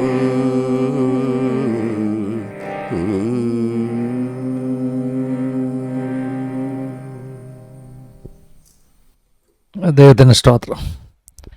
മനോഹരമായിട്ടുണ്ട് ഫസ്റ്ററെ. Thank you. ദൈവം ധാരാളമായിട്ട് നിങ്ങളെ അനുഗ്രഹിക്കട്ടെ, സഹായിക്കട്ടെ. നമുക്ക് പിന്നെ ഇങ്ങനെ ഒരു റെക്കോർഡിങ്ങിലൊക്കെ ചെയ്യുമ്പോൾ ഒത്തിരി പരിമിതികളുണ്ട് അല്ലേ? നമുക്ക് തീർച്ചയായിട്ടും റെക്കോർഡ് ചെയ്യുമ്പോൾ സൗണ്ട് നമുക്ക് പിക്ക് ചെയ്യാനുള്ള ഇൻസ്ട്രുമെൻറ്റ്സ് ഇതിനകത്തൊക്കെ ഒത്തിരി പരിമിതികളുണ്ട്. എങ്കിലും നന്ദി പറയുകയാണ്. കാരണം നമ്മുടെ പ്രേക്ഷകർക്ക് വേണ്ടി പരിമിതികളിൽ നിന്നുകൊണ്ടാണെങ്കിലും പാസ്റ്ററും സിസ്റ്ററും പാടാൻ തയ്യാറായതിൽ ദൈവം സഹായിക്കട്ടെ. ഇനി ഒത്തിരി ജീവിതാനുഭവങ്ങളുണ്ടല്ലോ കർത്താവിനെ രുചിച്ചറിഞ്ഞ അല്ലേ? ചലഞ്ചസ് സിസ്റ്റർ ആരംഭത്തിൽ പറഞ്ഞല്ലോ, ജീവിതത്തിൽ നേരിട്ട വെല്ലുവിളികളെ അതിജീവിച്ചു. ദൈവസന്നിധിയിൽ നന്ദിയോടുകൂടെ ലോകം മുഴുവൻ അത് പറയുമെന്ന് പറഞ്ഞു. അനുഭവങ്ങളെല്ലാം ഞങ്ങൾക്ക് ഇനിയും കേൾക്കണം. രണ്ടുപേർക്ക് കണ്ടിന്യൂ ചെയ്യാം കേട്ടോ. അതിൻ്റെ ഏറ്റവും വലിയൊരു കാര്യം എന്ന് പറഞ്ഞാൽ നമ്മൾ വിശ്വാസത്തിലേക്ക് വരുന്ന സമയത്ത് ഏതൊരാൾക്കും വളരെ സന്തോഷമായിരിക്കും നമ്മുടെ ജീവിതം. കാരണം കർത്താവ് നമ്മുടെ പ്രാർത്ഥന കേൾക്കുന്നു, നമുക്ക് മറുപടി നൽകുന്നു, ഒത്തിരി സന്തോഷമുണ്ട്. എന്നാൽ ഒരു കുഞ്ഞു കൊച്ചിൻ്റെ വളർച്ച പോലെ തന്നെയാണ് വിശ്വാസ ജീവിതത്തിൻ്റെ വളർച്ചയും. അതുകൊണ്ടാണ് ബൈബിളിൽ ഇങ്ങനൊരു വാക്യമുള്ളത്, യഹോവ നല്ലവനെന്ന് രുചിച്ചറിവിൻ, അവനെ ശരണം പ്രാപിക്കുന്ന പുരുഷൻ ഭാഗ്യവാൻ. അപ്പം നമ്മളെങ്ങനെയാണ് കർത്താവ് നല്ലവനാണെന്ന് രുചിച്ചറിയുക? ഒരു പലഹാരം പോലെ കഴിക്കാൻ പറ്റുന്ന എന്നുള്ള അർത്ഥത്തിലല്ല അത്.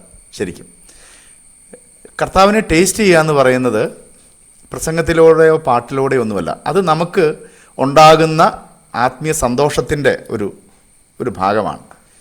പക്ഷേ കർത്താവിനെ രുചിച്ചറിയുക എന്ന് പറയുന്നത് നമ്മുടെ ജീവിതത്തിൻ്റെ അനുഭവത്തിലൂടെ നമ്മൾ കടന്നു പോകുന്ന സാഹചര്യം, ആ സാഹചര്യത്തെ എങ്ങനെയാണ് നമുക്ക് ഓവർകം ചെയ്യാൻ പറ്റുന്നത്, അല്ലെങ്കിൽ ഈ സാഹചര്യത്തിലൂടെ കടന്നു പോകുമ്പോൾ കർത്താവ് നമുക്ക് എങ്ങനെയാണ് തുണ നിൽക്കുന്നത്, ആ തുണ നിൽക്കുന്നത് എങ്ങനെയാണെന്ന് നാം തിരിച്ചറിയുമ്പോഴാണ് അത് ടേസ്റ്റ്ഫുള്ളായിട്ട് പറയാൻ പറ്റുന്നത്. അങ്ങനെയുള്ള ഒരു ജീവിത അനുഭവം ഒന്നല്ല, ഒത്തിരിയുണ്ട്. പക്ഷേ ചില അനുഭവങ്ങൾ പ്രേക്ഷകരോട് പങ്കുവയ്ക്കാതിരിക്കാൻ പറ്റത്തില്ല. അത് കാരണം ഞങ്ങൾ ഇങ്ങനെയൊക്കെയുള്ള സാഹചര്യത്തിലൂടെ കടന്നു പോയെന്ന് പറയാനല്ല, നമ്മൾ ഏത് സാഹചര്യത്തിലൂടെ കടന്നു പോയാലും ആ സാഹചര്യത്തെ എല്ലാം അതിജീവിക്കുവാൻ നമുക്ക് കൃപ നൽകുന്ന ഒരു കർത്താവുണ്ടെന്ന് പറയാൻ വേണ്ടിയാണ്. നമ്മുടെ ക്രിസ്തീയ ജീവിതം ഒരിക്കലും അത് ഒരു പാഴ്വേലയല്ല, അല്ലെങ്കിൽ ഒരിക്കലും പ്രത്യാശയില്ലാത്ത എന്തിനെയൊക്കെ നമുക്ക് ഒരിക്കലും കിട്ടാത്ത സ്വപ്നത്തിൻ്റെ പുറകെ പോകുന്നതല്ല. വ്യക്തമായി യേശു കർത്താവ് നമുക്ക് വെച്ചിരിക്കുന്ന ആ വലിയ പദവിയിലേക്കുള്ള ഒരു ചുവടുവയ്പ്പാണ്. അതുകൊണ്ട് തന്നെയാണ് ദൈവവചനം പറയുന്നത്, കഷ്ടത സഹിഷ്ണുതയെയും സഹിഷ്ണുത സിദ്ധതയെയും സിദ്ധത പ്രത്യാശയെയും ഉളവാക്കുമെന്ന് അറിഞ്ഞുകൊണ്ട് കഷ്ടതയിൽ പ്രശംസിക്കുന്നവരാവുകയും. അങ്ങനെയാണ് ദൈവത്തിൻ്റെ വചനം പറയുന്നത്. അപ്പം കഷ്ടത എന്ന് പറയുന്നത് ദൈവം നമുക്ക് വെച്ചിരിക്കുന്ന പ്രത്യാശയിലേക്കുള്ള ശരിക്കും ഒരു ചുവടുവയ്പ്പാണ്, അതിൻ്റെ ചവിട്ടുപടിയാണ്. പക്ഷേ ഈ കഷ്ടത എന്ന് പറയുമ്പോൾ നമ്മുടെ മനസ്സിലേക്ക് പെട്ടെന്ന് വരുന്നത് പട്ടിണി, ദാരിദ്ര്യം, വസ്ത്രമില്ലായ്മ ഒക്കെയാണ്. പക്ഷേ അത് ലോകത്തുള്ള എല്ലാ ആളുകൾക്കും ഉണ്ട്. ദൈവത്തെ വിശ്വസിക്കുന്ന ഒരാൾക്കുമുണ്ട്, അവിശ്വാസിക്കുമുണ്ട്, ദൈവം ഇല്ലാതെ നടക്കുന്ന നിരീശ്വരവാദിക്കുമുണ്ട്. പക്ഷെ അവരതൊന്നും മൈൻഡ് ചെയ്യുന്നില്ല. അവർ ഒരു ജീവിതമുള്ളൂ, ആ ജീവിതത്തോടു കൂടി മരിക്കുന്നു എന്ന് മാത്രം ചിന്തിക്കുന്നു, അപ്പുറത്തേക്കില്ല. പക്ഷേ നമ്മുടെ ജീവിതം കൊണ്ട് ഒരു ലക്ഷ്യമുണ്ട്, ഒരു അർത്ഥമുണ്ടെന്ന് കാണിച്ചു തന്നത് യേശു കർത്താവാണ്, സാക്ഷാൽ ദൈവപുത്രനാണ്. അതുകൊണ്ട് വിശ്വാസത്തിൻ്റെ നായകനും പൂർത്തി വരുത്തുന്നതുമായ കർത്താവിനെ നോക്കാനാണ്. അപ്പോൾ ഇതിൻ്റെ ഒരു പൂർത്തീകരണമുണ്ട് ഏതൊരു മനുഷ്യൻ്റെയും. പക്ഷേ ആ ഒരു പാതയിൽ നമ്മൾ കടന്നു പോകുന്ന സാഹചര്യങ്ങൾ ഓരോ മനുഷ്യർക്കും വ്യത്യസ്തമാണ്. ഒരാൾക്കുള്ള അനുഭവം ആയിരിക്കത്തില്ല വേറൊരാൾക്ക്. അതുകൊണ്ട് തന്നെ വേറൊരാളുടെ അനുഭവത്തെ വെച്ച് മറ്റൊരാളുടെ അനുഭവത്തെ നമുക്ക് ഒരിക്കലും താരതമ്യം ചെയ്യാൻ പറ്റത്തില്ല. ഓരോരുത്തർക്കും അവർ കടന്നു പോകുന്ന സാഹചര്യം വലുതാണ്. അങ്ങനെ പക്ഷേ ഇത് എന്തിനു വേണ്ടിയാണെന്ന് വെച്ച് കഴിഞ്ഞാൽ ഓരോരുത്തരുടെയും വിശ്വാസത്തിൻ്റെ അളവുകോൽ എത്രയുണ്ടെന്ന് കൃത്യമായി ദൈവം പരിശോധിക്കുന്നതിൻ്റെ ഒരു ഭാഗമാണ്. കാരണം ദൈവത്തിൻ്റെ വചനം ഇങ്ങനെ തന്നെയാണ് എൻ്റെ ഹൃദയത്തിലേക്ക് വരുന്നത്, നിങ്ങൾ വിശ്വാസത്തിൽ ഇരിക്കുന്നു എന്ന് നിങ്ങളെ തന്നെ പരിശോധിപ്പിൻ, നിങ്ങളെ തന്നെ ശോധന ചെയ്യുവിൻ. അത് എപ്പോഴും പരിശോധിക്കപ്പെട്ടുകൊണ്ടേയിരിക്കും. സ്കൂളിൽ എക്സാമിനേഷൻ ഇടുന്ന പോലെ തന്നെയാണത്.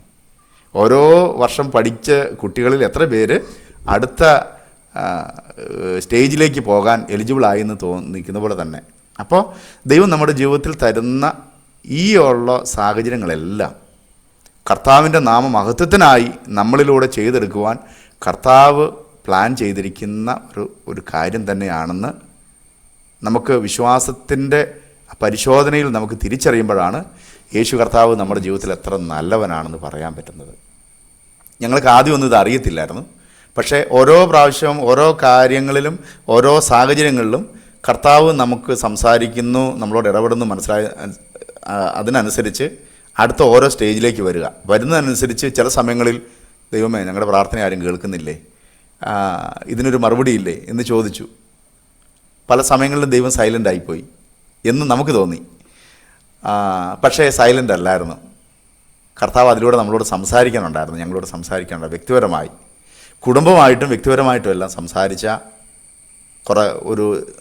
ചില വർഷങ്ങൾ, ചുരുക്കം പറഞ്ഞാൽ ഏകദേശം ഒരു 10 വർഷക്കാലം, ഞങ്ങളുടെ ഇക്കഴിഞ്ഞ 10 വർഷക്കാലം എന്ന് പറയുന്നത് ഇപ്പോഴും അതിൻ്റെ ഒരു പ്രോസസ്സിങ് പീരീഡിൽ തന്നെയാണ് ഞങ്ങൾ. പക്ഷേ അതിൽ നിന്ന് മനസ്സിലാക്കിയ ഒരു യാഥാർത്ഥ്യം, പ്രാർത്ഥന കേൾക്കുന്ന ഒരു ദൈവമുണ്ട്, നമ്മുടെ കണ്ണീര് കാണുന്ന ഒരു ദൈവമുണ്ടെന്നുള്ളതാണ്. അത് പല ആളുകൾക്കും ഞങ്ങളുടെ ടെസ്റ്റ് മണി ഒത്തിരി പ്രയോജനമായി തീർന്നിട്ടുണ്ട്. നിരാശയിൽ കഴിഞ്ഞ ആളുകൾക്ക് വ്യക്തിപരമായി ദൈവം സംസാരിച്ചിട്ടുണ്ട്. അങ്ങനെ ബോധ്യപ്പെട്ടതുകൊണ്ടാണ് ഞങ്ങളൊരു പബ്ലിക്കിൽ ഇങ്ങനെ പറയാൻ ഞങ്ങളും മാനസികമായി തയ്യാറെടുത്തത്. ഇല്ലെങ്കിൽ ഒരിക്കലും നമുക്ക് വരുന്ന കഷ്ടത പറയാനുള്ളതല്ലല്ലോ. കാരണം ദൈവവചനം പറയുന്നത് കർത്താവിന് വേണ്ടി മനസ്സോടെ ജീവിക്കാൻ ഉള്ളവർക്കെല്ലാം കഷ്ടമുണ്ടാവും. അത് പറയാനുള്ളതല്ല, കർത്താവ് നമുക്ക് വെച്ചിരിക്കുന്ന ഒരു വലിയൊരു കാര്യമാണ്. അത് അനുഭവിച്ച് തന്നെ വേണം. അത് എന്തിനാണെന്ന് വെച്ച് കഴിഞ്ഞാൽ പ്രത്യാശയിലേക്ക് നമ്മളെ നടത്തുന്നതിന് വേണ്ടിയാണ്. അപ്പോൾ ഇതിങ്ങനെ പ്രയോജനമാകുന്നു എന്ന് അറിഞ്ഞതുകൊണ്ടാണ് ഇങ്ങനെയുള്ള മീഡിയയിൽ ഞങ്ങൾ പറയാൻ തീരുമാനിച്ചത്. അത് സന്തോഷത്തോടെ തന്നെയാണ് ഞങ്ങളായിരിക്കുന്നത്. ആദ്യം ഞങ്ങളുടെ ജീവിതത്തിൽ വ്യക്തിപരമായി ഒത്തിരി ശാരീരിക ക്ലേശങ്ങളിലൂടെ പ്രിയപ്പെട്ടവർ കടന്നു പോയിട്ടുണ്ട്. അതിൽ നിന്ന് എങ്ങനെയാണ് ഓവർകം ചെയ്തതെന്നുള്ളത്, ദൈവം എങ്ങനെയാണ് അതിനകത്ത് വിടുവിച്ചു എന്നുള്ളതാണ് ആദ്യം ഞങ്ങൾ പറയാൻ ആഗ്രഹിക്കുന്നത്. അതിൻ്റെ ഇടയ്ക്ക് ഒരു കാര്യം ഒന്ന് പറഞ്ഞോട്ടെ. ഞാൻ എൻ്റെ സ്നാനത്തെക്കുറിച്ച് പറഞ്ഞപ്പം ഒരു ഭയം അതിൻ്റെ പുറകിലുണ്ടായിരുന്നെന്ന് പറഞ്ഞു. അപ്പോൾ എന്നെ കേൾക്കുന്ന പലരും ചിന്തിക്കും, ഞാൻ ഭയപ്പെട്ടിട്ടാണോ പേടിച്ചിട്ടാണോ സ്നാനപ്പെടേണ്ടത്, അങ്ങനെ ഒരു ചിന്ത ആരുടെയെങ്കിലും ഹൃദയത്തിൽ തോന്നിയിട്ടുണ്ടെങ്കിൽ, അല്ലെങ്കിൽ കർത്താവിൻ്റെ കൽപ്പന അനുസരിക്കാനായിട്ട് സ്നാനപ്പെടാൻ തീരുമാനിച്ചിട്ടുണ്ടെങ്കിൽ അവരും കൂടി ഒന്ന് കേൾക്കാൻ വേണ്ടി ഞാൻ പറയുവാണ്. ഒരിക്കലും ഭയപ്പെട്ടിട്ടല്ല സ്നാനപ്പെടേണ്ടത്.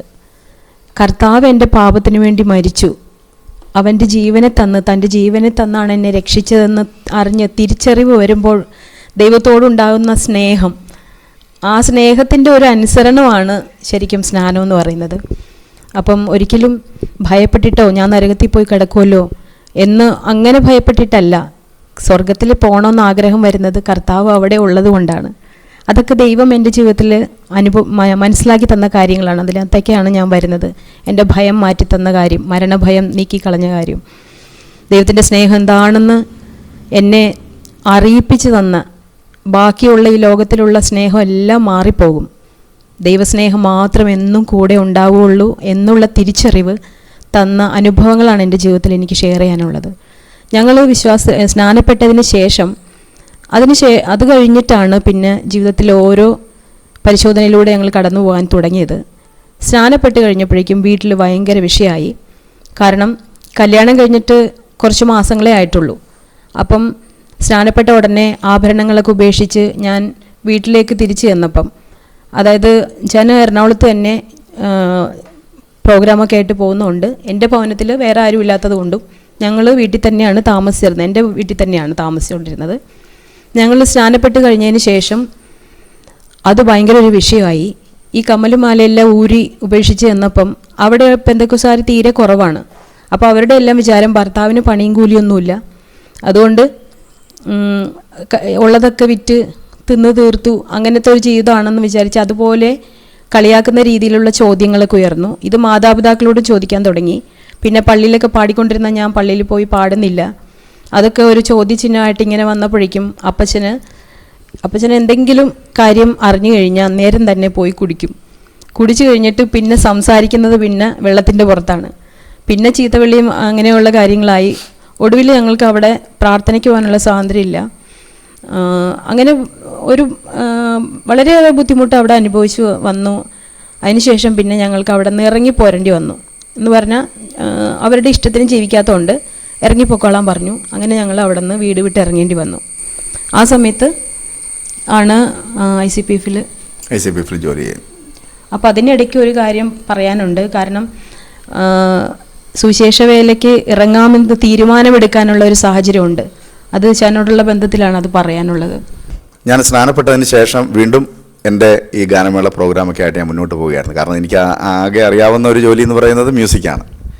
അപ്പം അതുകൊണ്ട് എനിക്ക് വളരെ പ്രിയപ്പെട്ട 1-2 ദേവദാസന്മാരോട് ചോദിച്ചു, പക്ഷേ എനിക്ക് കിട്ടിയ ഈ കഴിവ് ഉപജീവന മാർഗമായിട്ട് ഉപയോഗിക്കുന്നതിൽ തെറ്റുണ്ടോ, ഞാൻ എൻ്റെ ഗാനമേള ഫീൽഡുമായിട്ട് പോകുന്നതിൽ കുഴപ്പമുണ്ടോ എന്ന് ചോദിച്ചു. അപ്പോൾ അവരെന്നോട് പറഞ്ഞു, ഈസാ കുഴപ്പമുണ്ടോ ഇല്ലയോ എന്നുള്ളതല്ല, ദൈവം എപ്പോഴാണത് സ്റ്റോപ്പ് ചെയ്യാൻ പറയുന്നത്, അപ്പോൾ ഇത് സ്റ്റോപ്പ് ചെയ്യണമെന്ന് പറഞ്ഞു. ഇപ്പോൾ അതുകൊണ്ട് പോകുന്നുണ്ട്, കുഴപ്പമൊന്നുമില്ല എന്ന് പറഞ്ഞു. അങ്ങനെ ഞാൻ വീണ്ടും ഈ ഗാനമേളയിലേക്ക് സജീവമായി. അങ്ങനെ ഒരു ദിവസം ഒരു പ്രമുഖ ടീമിൻ്റെ കൂടെ ഞാൻ ഗാനമേള അവതരിപ്പിക്കാനൊരു അമ്പലത്തിൽ ചെന്നു. അമ്പലത്തിൽ ചെന്ന് ഞാൻ മെയിൻ മലയാള സിംഗറാണ്. അപ്പോൾ ആദ്യത്തെ ഭക്തിഗാനം ഞാൻ പാടി ആരംഭിക്കണം. എൻ്റെ പേര് അനൗൺസ് ചെയ്തു. ഞാൻ എൻ്റെ പാട്ട് ബുക്കുമായിട്ട് ഞാൻ ഫ്രണ്ടിലേക്ക് കടന്നു ചെന്നപ്പോൾ എൻ്റെ ചെവിയിൽ അതുവരെ കേൾക്കാത്തൊരു ശബ്ദം ഞാൻ കേൾക്കുകയാണ്. ഒരു ദൈവ പൈതലായ നീ അന്യദേവൻ്റെ നാമം നിൻ്റെ നാവിന് എടുക്കാൻ എന്താണ് നിനക്ക് അധികാരം. അപ്പം ഞാൻ ഒരു നിമിഷം ഇങ്ങനെ പകച്ചു നിന്നുപോയി. എടാ, ഞാൻ ഇതുവരെ ഇങ്ങനെയൊരു ശബ്ദം കേട്ടിട്ടില്ലല്ലോ, അല്ലെങ്കിൽ ഇങ്ങനെയൊരു ചിന്ത പോലും എൻ്റെ ഹൃദയത്തിൽ വന്നിട്ടില്ല. ഞാൻ ഈ പാടാൻ പോകുന്ന പാട്ട് ആയിരക്കണക്കിന് സ്റ്റേജിൽ ഓൾറെഡി പാടിക്കഴിഞ്ഞ പാട്ടാണ്. ഈ സമയങ്ങളിലൊന്നും ഇങ്ങനെയൊരു ചിന്തയോ അല്ലെങ്കിൽ ഇങ്ങനെയുള്ള ശബ്ദമൊന്നും ഞാൻ കേട്ടിട്ടില്ല. ഞാൻ ഈ പാടുന്ന സമയത്തും എൻ്റെ ഹൃദയത്തിൽ ഇതുണ്ട്. ഞാൻ പ്രോഗ്രാമെല്ലാം കഴിഞ്ഞ് തിരിച്ച് വീട്ടിലേക്ക് പോകുന്ന സമയത്ത് ഇങ്ങനെ ചിന്തിച്ചു, എന്തുകൊണ്ടായിരിക്കും ഇങ്ങനെയൊരു ചിന്ത. ആരോ സംസാരിക്കുന്ന പോലെ തന്നെയാണ് എനിക്ക് ഫീൽ ചെയ്തത്. പിന്നെ ഞാൻ അതിനെക്കുറിച്ച് തന്നെ ഇങ്ങനെ ചിന്തിച്ചപ്പോൾ എനിക്ക് മനസ്സിലായി, ഒരുവൻ ദൈവപൈതലായി തീരുന്ന പ്രോസസ്സിംഗ് എന്ന് പറയുന്നത് യേശുവിനെ കർത്താവ് എന്ന് വായ്കൊണ്ടേറ്റ് പറയുകയാണ്. ദൈവം അവനെ മരിച്ചവരുടെ ഇടയിൽ നിന്ന് ഉയർപ്പിച്ചു എന്ന് ഹൃദയം കൊണ്ട് വിശ്വസിക്കുകയും ചെയ്താൽ നീ രക്ഷിക്കപ്പെടും. അതാണ് ദൈവവചനത്തിലുള്ള അതിൻ്റെ കൃത്യമായ ഒരു വ്യവസ്ഥ. അപ്പം നമുക്ക് നമ്മുടെ ഇടയിലോ അല്ലെങ്കിൽ ആളുകളുടെ ഇടയിൽ യേശുവിനെ പല രീതിയിൽ ആളുകൾ ധരിക്കാറുണ്ട്, പല രീതിയിൽ ചിന്തിക്കാറുണ്ട്, പല കാര്യങ്ങൾക്ക് വേണ്ടി, കാര്യസാധ്യത്തിന് വേണ്ടി വയ്ക്കാറുണ്ട്. പക്ഷേ യേശു എൻ്റെ ജീവിതത്തിൽ ഒരു കർത്താവായി, എല്ലാത്തിൻ്റെയും അധികാരിയാണ്, എന്നെ നിയന്ത്രിക്കുന്നവനാണ്. സകലത്തിന് എന്നെ ഫുൾ കൺട്രോൾ ചെയ്യുന്നത് യേശു എന്ന കർത്താവാണ്. യേശുവിനെ കർത്താവായി എല്ലാത്തിൻ്റെയും പരമാധികാരി അവിടുന്നാണെന്ന് പറഞ്ഞ് സറണ്ടർ ആകുക ചെയ്യുന്നത്. ശരിക്കും ദൈവത്തിൻ്റെ ദാസൻ എന്ന് പറഞ്ഞാൽ കർത്താവിൻ്റെ ദാസൻ എന്നുള്ള രീതിയിലാണ്. പക്ഷേ ദാസൻ എന്ന വാക്കിന് തന്നെ അടിമയാണെന്നുള്ള. അപ്പോൾ അങ്ങനെ യേശുവിനെ കർത്താവെന്ന് നമ്മൾ ഏറ്റു പറയുമ്പോൾ സംഭവിക്കുന്നൊരു കാര്യം, എല്ലാ കൺട്രോളും കർത്താവിലായി. ഇനി എനിക്ക് എൻ്റേതായ ഒരു സ്വാർത്ഥ താല്പര്യമോ എൻ്റേതായ ചിന്താഗതിയോ മറ്റൊരാൾക്കിടമില്ല എൻ്റെ ജീവിതത്തിൽ. അവിടുന്ന് മാത്രമാണ് പൂർണ്ണ അധികാരം എൻ്റെ മേലുള്ളത്. അപ്പോൾ അങ്ങനെയുള്ള ഞാൻ, യേശുവിനെ എൻ്റെ വായ് കൊണ്ട് ഏറ്റുപറഞ്ഞ ഞാൻ, ദൈവമല്ലാത്തതിനെ ദൈവമെന്ന് മഹത്വീകരിക്കാൻ എൻ്റെ നാവിനെ ഉപയോഗിച്ചപ്പോൾ എന്നെ അത് വിലക്കിയത് എന്തുകൊണ്ടാണെന്ന് ചിന്തിച്ചപ്പോഴാണ് എനിക്കൊരു കാര്യം മനസ്സിലായത്. നമ്മൾ കർത്താവിനെ രക്ഷിതാവും കർത്താവുമായി സ്വീകരിച്ച് കഴിയുമ്പോൾ പിന്നെ നമ്മളെ നിയന്ത്രിക്കുന്നതും നമ്മളെ വഴി നടത്തുന്നതും ദൈവത്തിൻ്റെ പരിശുദ്ധാത്മാവാണ്. എന്ത് ചെയ്യണം, എന്ത് ചെയ്യാൻ പാടില്ല, എങ്ങോട്ട് പോകണം, വഴി ഇതാകുന്നു മകനെ, ഇതിലേ പൊയ്ക്കൊള്ളുക എന്ന് പറയുന്നത് പോലെ തന്നെ ദൈവവചനത്തിൻ്റെ ആധികാരികത എനിക്ക് അപ്പോഴാണ് മനസ്സിലായത്. ദൈവാത്മാവ് തന്നെയാണ് എന്നെ അത് വിലക്കിയതെന്ന് എനിക്ക് മനസ്സിലായി. അതിനുശേഷം 1-2 ആഴ്ച കൂടിയേ ഞാൻ ഗാനമേളയ്ക്ക് പോയുള്ളൂ. എന്നേക്കുമായിട്ട് ഞാനത് സ്റ്റോപ്പ് ചെയ്തു. അങ്ങനെ സ്റ്റോപ്പ് ചെയ്ത് ഞങ്ങൾ സുവിശേഷ വേലയ്ക്ക് ഞങ്ങൾ ഇറങ്ങാൻ തീരുമാനിച്ചു. അങ്ങനെയാണ് ചങ്ങനാശ്ശേരിയിലുള്ള കോളേജ് സ്റ്റുഡൻസിൻ്റെ ഇടയിൽ പ്രവർത്തിക്കുന്ന, നമുക്കറിയാം, ICPF എന്ന സംഘടനയിൽ, അവിടെ മ്യൂസിക് ടീമിൽ ഏഞ്ചലോസ്. അപ്പോൾ ഞാൻ രക്ഷിക്കപ്പെട്ട ആ സമയത്ത് അവരുടെ ഒരു ആൽബത്തിൽ ഞാൻ പാടിയിട്ടുണ്ട്. അപ്പോൾ ആ പാടാൻ വേണ്ടി അവർ എറണാകുളത്ത് വന്ന സമയത്ത് എന്നോട് പറഞ്ഞു, സുവിശേഷ വേലയ്ക്ക് എപ്പോഴും ഏത് സമയത്തും താല്പര്യമുള്ള സമയത്ത് ഞങ്ങളോട് പറയണം, അതിനുള്ള അവസരമുണ്ടെന്ന് പറഞ്ഞു. ഞാൻ ഈ തീരുമാനം എടുത്ത് ആ സമയത്ത് എൻ്റെ ഹൃദയത്തിലേക്ക് ആദ്യം വന്ന ചിന്ത ഈ ടീമിനെ കുറിച്ചാണ്. ഞാൻ വിളിച്ചിട്ട് പറഞ്ഞു, ഞാൻ ഗാനമേളകളെല്ലാം നിർത്തി, ഞാൻ ICPFൽ ജോയിൻ ചെയ്യാൻ എനിക്ക് താല്പര്യമുണ്ട്, എനിക്ക് വന്ന് പാടാൻ ആഗ്രഹമുണ്ടെന്ന് പറഞ്ഞു. അവർ പറഞ്ഞു അടുത്ത വണ്ടി കയറി അപ്പോൾ തന്നെ പോരാൻ പറഞ്ഞു. അങ്ങനെ ഞാൻ അതിൻ്റെ പിറ്റേ ദിവസം ഞാൻ വീട്ടിൽ നിന്ന് എന്നേക്ക് ഒറ്റ രാത്രി കൊണ്ടുള്ള തീരുമാനം പോലെ തലേ ദിവസം രാത്രി അല്ലെങ്കിൽ 2 ദിവസം മുമ്പ് ഗാനമേളയ്ക്ക് പാടിയ ഞാൻ പിന്നെ കേൾക്കുന്നത് അതിൻ്റെ പിറ്റേ ആഴ്ച മുതൽ ദൈവമക്കളോടുകൂടെ കർത്താവിന് വേണ്ടി മാത്രം വഴിയോർത്ത് നിന്ന് പാടുന്ന ഒരു ജെയ്സൺ എന്നുള്ള രീതിയിൽ അവിടെയെല്ലാം നാട്ടിൽ പാട്ടായി. ആളുകൾ നമ്മളെ കളിയാക്കാൻ തുടങ്ങി. അന്ന് ഞാൻ ഒത്തിരി ഫേമസ് ആയിട്ടുള്ള ആളുകളുടെ കൂടെയൊക്കെ ഞാൻ സഞ്ചരിക്കുന്ന സമയത്തായിരുന്നു. അവരെല്ലാം പറഞ്ഞു, നിനക്ക് ഭ്രാന്താണെന്ന് പറഞ്ഞു. യാതൊരു സംസ്കാരവും ഇല്ലാത്ത ഒരു പറ്റം ആളുകളുടെ കൂടെ, സമൂഹത്തിൽ യാതൊരു വിലയില്ലാത്ത ഇങ്ങനെ പെന്തക്കോസ്തുകാരെന്ന് പറയുന്ന ആളുകളുടെ കൂടെ, കയ്യടിക്കാരുടെ കൂടെ, ഒച്ചപ്പാടും ബഹളവും വെച്ച് നടക്കുന്ന അവരുടെ കൂടെ നീ പോയി പാടി നിനക്ക് തന്ന കഴിവല്ല നീ കളയാണ്, നിനക്ക് വട്ടാണ് എന്ന് പറഞ്ഞ് എന്നെ കളിയാക്കാൻ തുടങ്ങി. കാരണം അവർക്കത് ഒരിക്കലും വിശ്വസിക്കാൻ പറ്റുന്നില്ല. കാരണം എനിക്ക് കിട്ടിയ അവസരങ്ങളും എനിക്ക് കിട്ടിയ വേദികളും അങ്ങനെയുള്ള വേദികളായിരുന്നു അന്നത്തെ കാലത്ത്. ഞാനിത് 1999-2000 കാലഘട്ടത്താണ് പറയുന്നത്. ആ സമയത്ത് നമുക്ക് കിട്ടുന്ന വരുമാനം പോലും അന്ന് ഈ ഫീൽഡിലുള്ള ആളുകളെക്കാൾ 10 മടങ്ങാണ് നമുക്ക് ലഭിച്ചുകൊണ്ടിരുന്നത്. ഞാൻ പറഞ്ഞു അതിൻ്റെ ഒരു വലിപ്പം പറയാനല്ല, അങ്ങനെയുള്ള സാഹചര്യത്തിലൂടെ പോയപ്പോൾ ഒരു സുപ്രഭാതത്തിൽ ദൈവം എന്നോട് സംസാരിച്ചതിൻ്റെ പേരിൽ ഇതെല്ലാം കട്ട് ഓഫ് ചെയ്ത് കഴിഞ്ഞപ്പോൾ ഒറ്റയടിക്ക് നമ്മുടെ വരുമാനങ്ങളെല്ലാം നിർത്തി നമ്മളിത് പോവുക, ഒന്നും ചിന്തിച്ചില്ല. അപ്പോൾ നമുക്ക് വരേണ്ടിയിരുന്ന, നമുക്ക് പിൽക്കാലത്ത് ഭാവിയിൽ നമ്മളെ കാണാൻ ആഗ്രഹിച്ച ചില പൊസിഷൻസ് ഉണ്ട് നമ്മുടെ കൂട്ടുകാർ, അവിടെയൊന്നും എത്താതെ നമ്മൾ അതെല്ലാം വലിച്ചെറിഞ്ഞ് പോയല്ലോ. അങ്ങനെയുള്ള അവനെ ഇപ്പോഴും ഭ്രാന്തനെന്ന് മാത്രമേ വിളിക്കത്തുള്ളൂ. അങ്ങനെയാണ് നമ്മളെ കളിയാക്കിക്കൊണ്ടിരുന്നത്. അങ്ങനെ നമ്മൾ ഒറ്റ തീരുമാനം ദൈവസന്നിധിയിലെടുത്തു. അങ്ങനെയാണ് ഈ വിശ്വാസത്തിലേക്ക്, സുവിശേഷ വേലയിലേക്ക് ഞങ്ങൾ ഇറങ്ങിത്തിരിച്ചത്. പക്ഷേ സുവിശേഷ വേലയ്ക്ക് ഇറങ്ങിത്തിരിച്ചെങ്കിലും ഞാൻ ആ ഒരു എടുത്തിയാട്ടത്തിൽ ചെയ്തുവെങ്കിലും ഈ ടീമിൻ്റെ കൂടെ പല സ്ഥലങ്ങളിലും പോയി പാടി ചില സ്ഥലങ്ങളിൽ പോയി പാടുമ്പോൾ എൻ്റെ പേര് വിളിക്കുമ്പോൾ മാത്രമേ ഞാൻ ചെല്ലത്തുള്ളൂ. കാരണം കുറച്ച് നാളുകൾക്ക് മുമ്പ് ആ സ്ഥലങ്ങളിലെല്ലാം പോയി ഗാനമേളയ്ക്ക് പാടിയ സ്ഥലങ്ങളാണ്. പക്ഷെ അവിടെയെല്ലാം ചെറിയൊരു ഗ്രൂപ്പിൻ്റെ കൂടെ പോയി ഇന്ന് പാടുമ്പോൾ നമുക്ക് തന്നെ നമ്മളൊരു ലജ്ജ തോന്നി. ഞാൻ ആ ഒരു കാര്യം കൂടെ പറഞ്ഞിട്ട് പ്രിയപ്പെട്ടവരിലേക്ക് വരാം. എൻ്റെ സുവിശേഷത്തെക്കുറിച്ചുള്ള എൻ്റെ ലജ്ജ മാറ്റിയൊരു കാര്യം. അപ്പോഴാണ് ഞാൻ സുവിശേഷ വേല എത്ര പ്രാധാന്യമുള്ളതാണെന്ന് എൻ്റെ ജീവിതത്തിൽ മനസ്സിലായത്. ഞാൻ അടൂർ ഏനാത്ത് എന്ന് പറഞ്ഞ സ്ഥലം അറിയാമായിരിക്കും. അതിന് കുറച്ച് ഉള്ളിലേക്ക് ഒരു റിമോട്ട് ഏരിയയിലൊരു ഞങ്ങളൊരു പ്രോഗ്രാം ചെയ്യുക. അപ്പോൾ ഒത്തിരി ചെറുപ്പക്കാരുണ്ട്.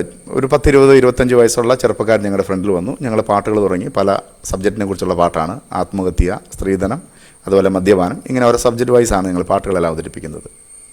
എന്നിട്ട് ഏറ്റവും ലാസ്റ്റ് ഇതിൻ്റെ കൺക്ലൂഷൻ പോലെ പ്രസംഗം പറഞ്ഞ് അവസാനിപ്പിക്കുകയാണ്. അപ്പോഴാണ് ഏറ്റവും ലാസ്റ്റ് ഇതിനെല്ലാം പരിഹാരം യേശു കർത്താവിലാണ് എന്ന് പറഞ്ഞാണ് ഞങ്ങൾ അവസാനിപ്പിക്കുക. അപ്പോൾ ഇവിടെയും ഞാൻ പ്രോഗ്രാം ചെയ്ത ഏരിയ ആയതുകൊണ്ട് ഞാനിങ്ങനെ മാറി മാറി നിന്നു. ഞങ്ങൾ ഓരോ പാട്ടുകൾ പാടി. പാട്ട് കേൾക്കാനുള്ള ആഗ്രഹം കൊണ്ട് ആളുകളെല്ലാം വന്നുകൂടി. ഒത്തിരി ചെറുപ്പക്കാർ അവിടെ ഒരു ചെറിയൊരു കവലയാണ്, അതിൻ്റെ ഫ്രണ്ടിൽ വാഴത്തോട്ടവും കപ്പയെല്ലാം നിൽപ്പുണ്ട്. ഞങ്ങളൊരു 3-4 പാട്ട് കഴിഞ്ഞപ്പോഴത്തേനും ഭയങ്കര മഴ തുടങ്ങി. പക്ഷേ ഈ മഴ തുടങ്ങിയപ്പോൾ ആരും കയറി പോകുന്നില്ല. അവർ മഴ നനഞ്ഞ് പാട്ട് കേൾക്കാൻ നിൽക്കുക. അപ്പോൾ ടീമിൻ്റെ ഡയറക്ടർ പറഞ്ഞു, ജയ്സ എല്ലാവരും നിൽക്കുക, നമ്മൾ എന്ത് ചെയ്യണം, പാട്ട് തുടരണോ നിർത്തണോ? ഞാൻ പറഞ്ഞു, അച്ഛാ എല്ലാവരും നിൽക്കുമല്ലേ, നമുക്ക് കണ്ടിന്യൂ ചെയ്യാം. അങ്ങനെ ഞങ്ങൾ വീണ്ടും ഈ മഴ നനഞ്ഞുകൊണ്ട് പ്രോഗ്രാം കണ്ടിന്യൂ ചെയ്തു. കുറച്ച് കഴിഞ്ഞപ്പോൾ മഴ മാറി. മീറ്റിംഗ് എല്ലാം കഴിഞ്ഞു. ഞാൻ ഒരു കേബിളെല്ലാം ചുറ്റി കറക്റ്റ് ചെയ്യുന്ന സമയത്ത് ഒരു 65-70 വയസ്സുള്ള ഒരു പിതാവിൻ്റെ അടുത്ത് വന്നു. മോനെ എനിക്ക് വേണ്ടി ഒന്ന് പ്രാർത്ഥിക്കണമെന്ന് പറഞ്ഞു. അപ്പോൾ ഞാൻ ടീമിൽ ചേർന്നിട്ട് വെറും 1.5 ആഴ്ചയായുള്ളൂ. ഞാൻ പറഞ്ഞു, അച്ഛാ ഞാൻ ഒരു പുതിയ സ്റ്റാഫാണ്, ഞങ്ങളുടെ സാറാണ് പ്രസംഗിച്ചത്, അദ്ദേഹത്തിൻ്റെ അടുത്ത് ചെന്ന് പറഞ്ഞാൽ മതി, അദ്ദേഹം പ്രാർത്ഥിക്കും. അപ്പോൾ എന്നോട് പറഞ്ഞു, അല്ല മോൻ എനിക്ക് വേണ്ടി പ്രാർത്ഥിക്കണമെന്ന് പറഞ്ഞു.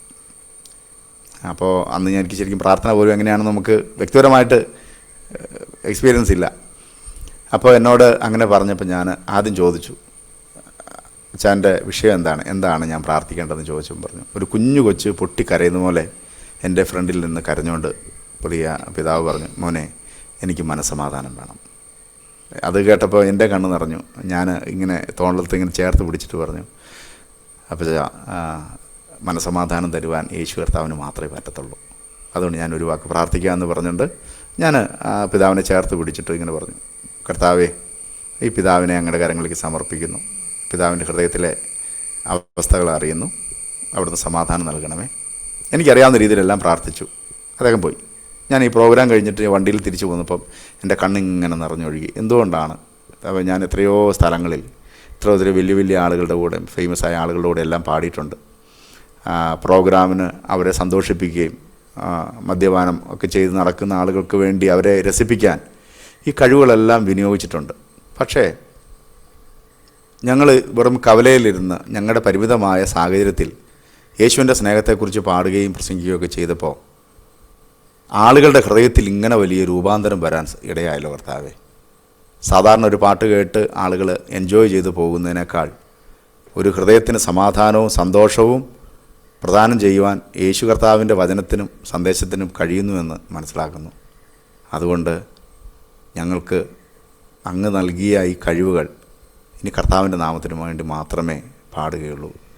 അത് കവലയിൽ ആണെങ്കിലും ശരി, ഇനി കടത്തിണ്ണയിൽ കിടന്നുറങ്ങേണ്ടി വന്നാലും പട്ടിണി കിടക്കേണ്ടി വന്നാലും ഞാൻ ഇനി കർത്താവിന് വേണ്ടി പാടിക്കോളാം.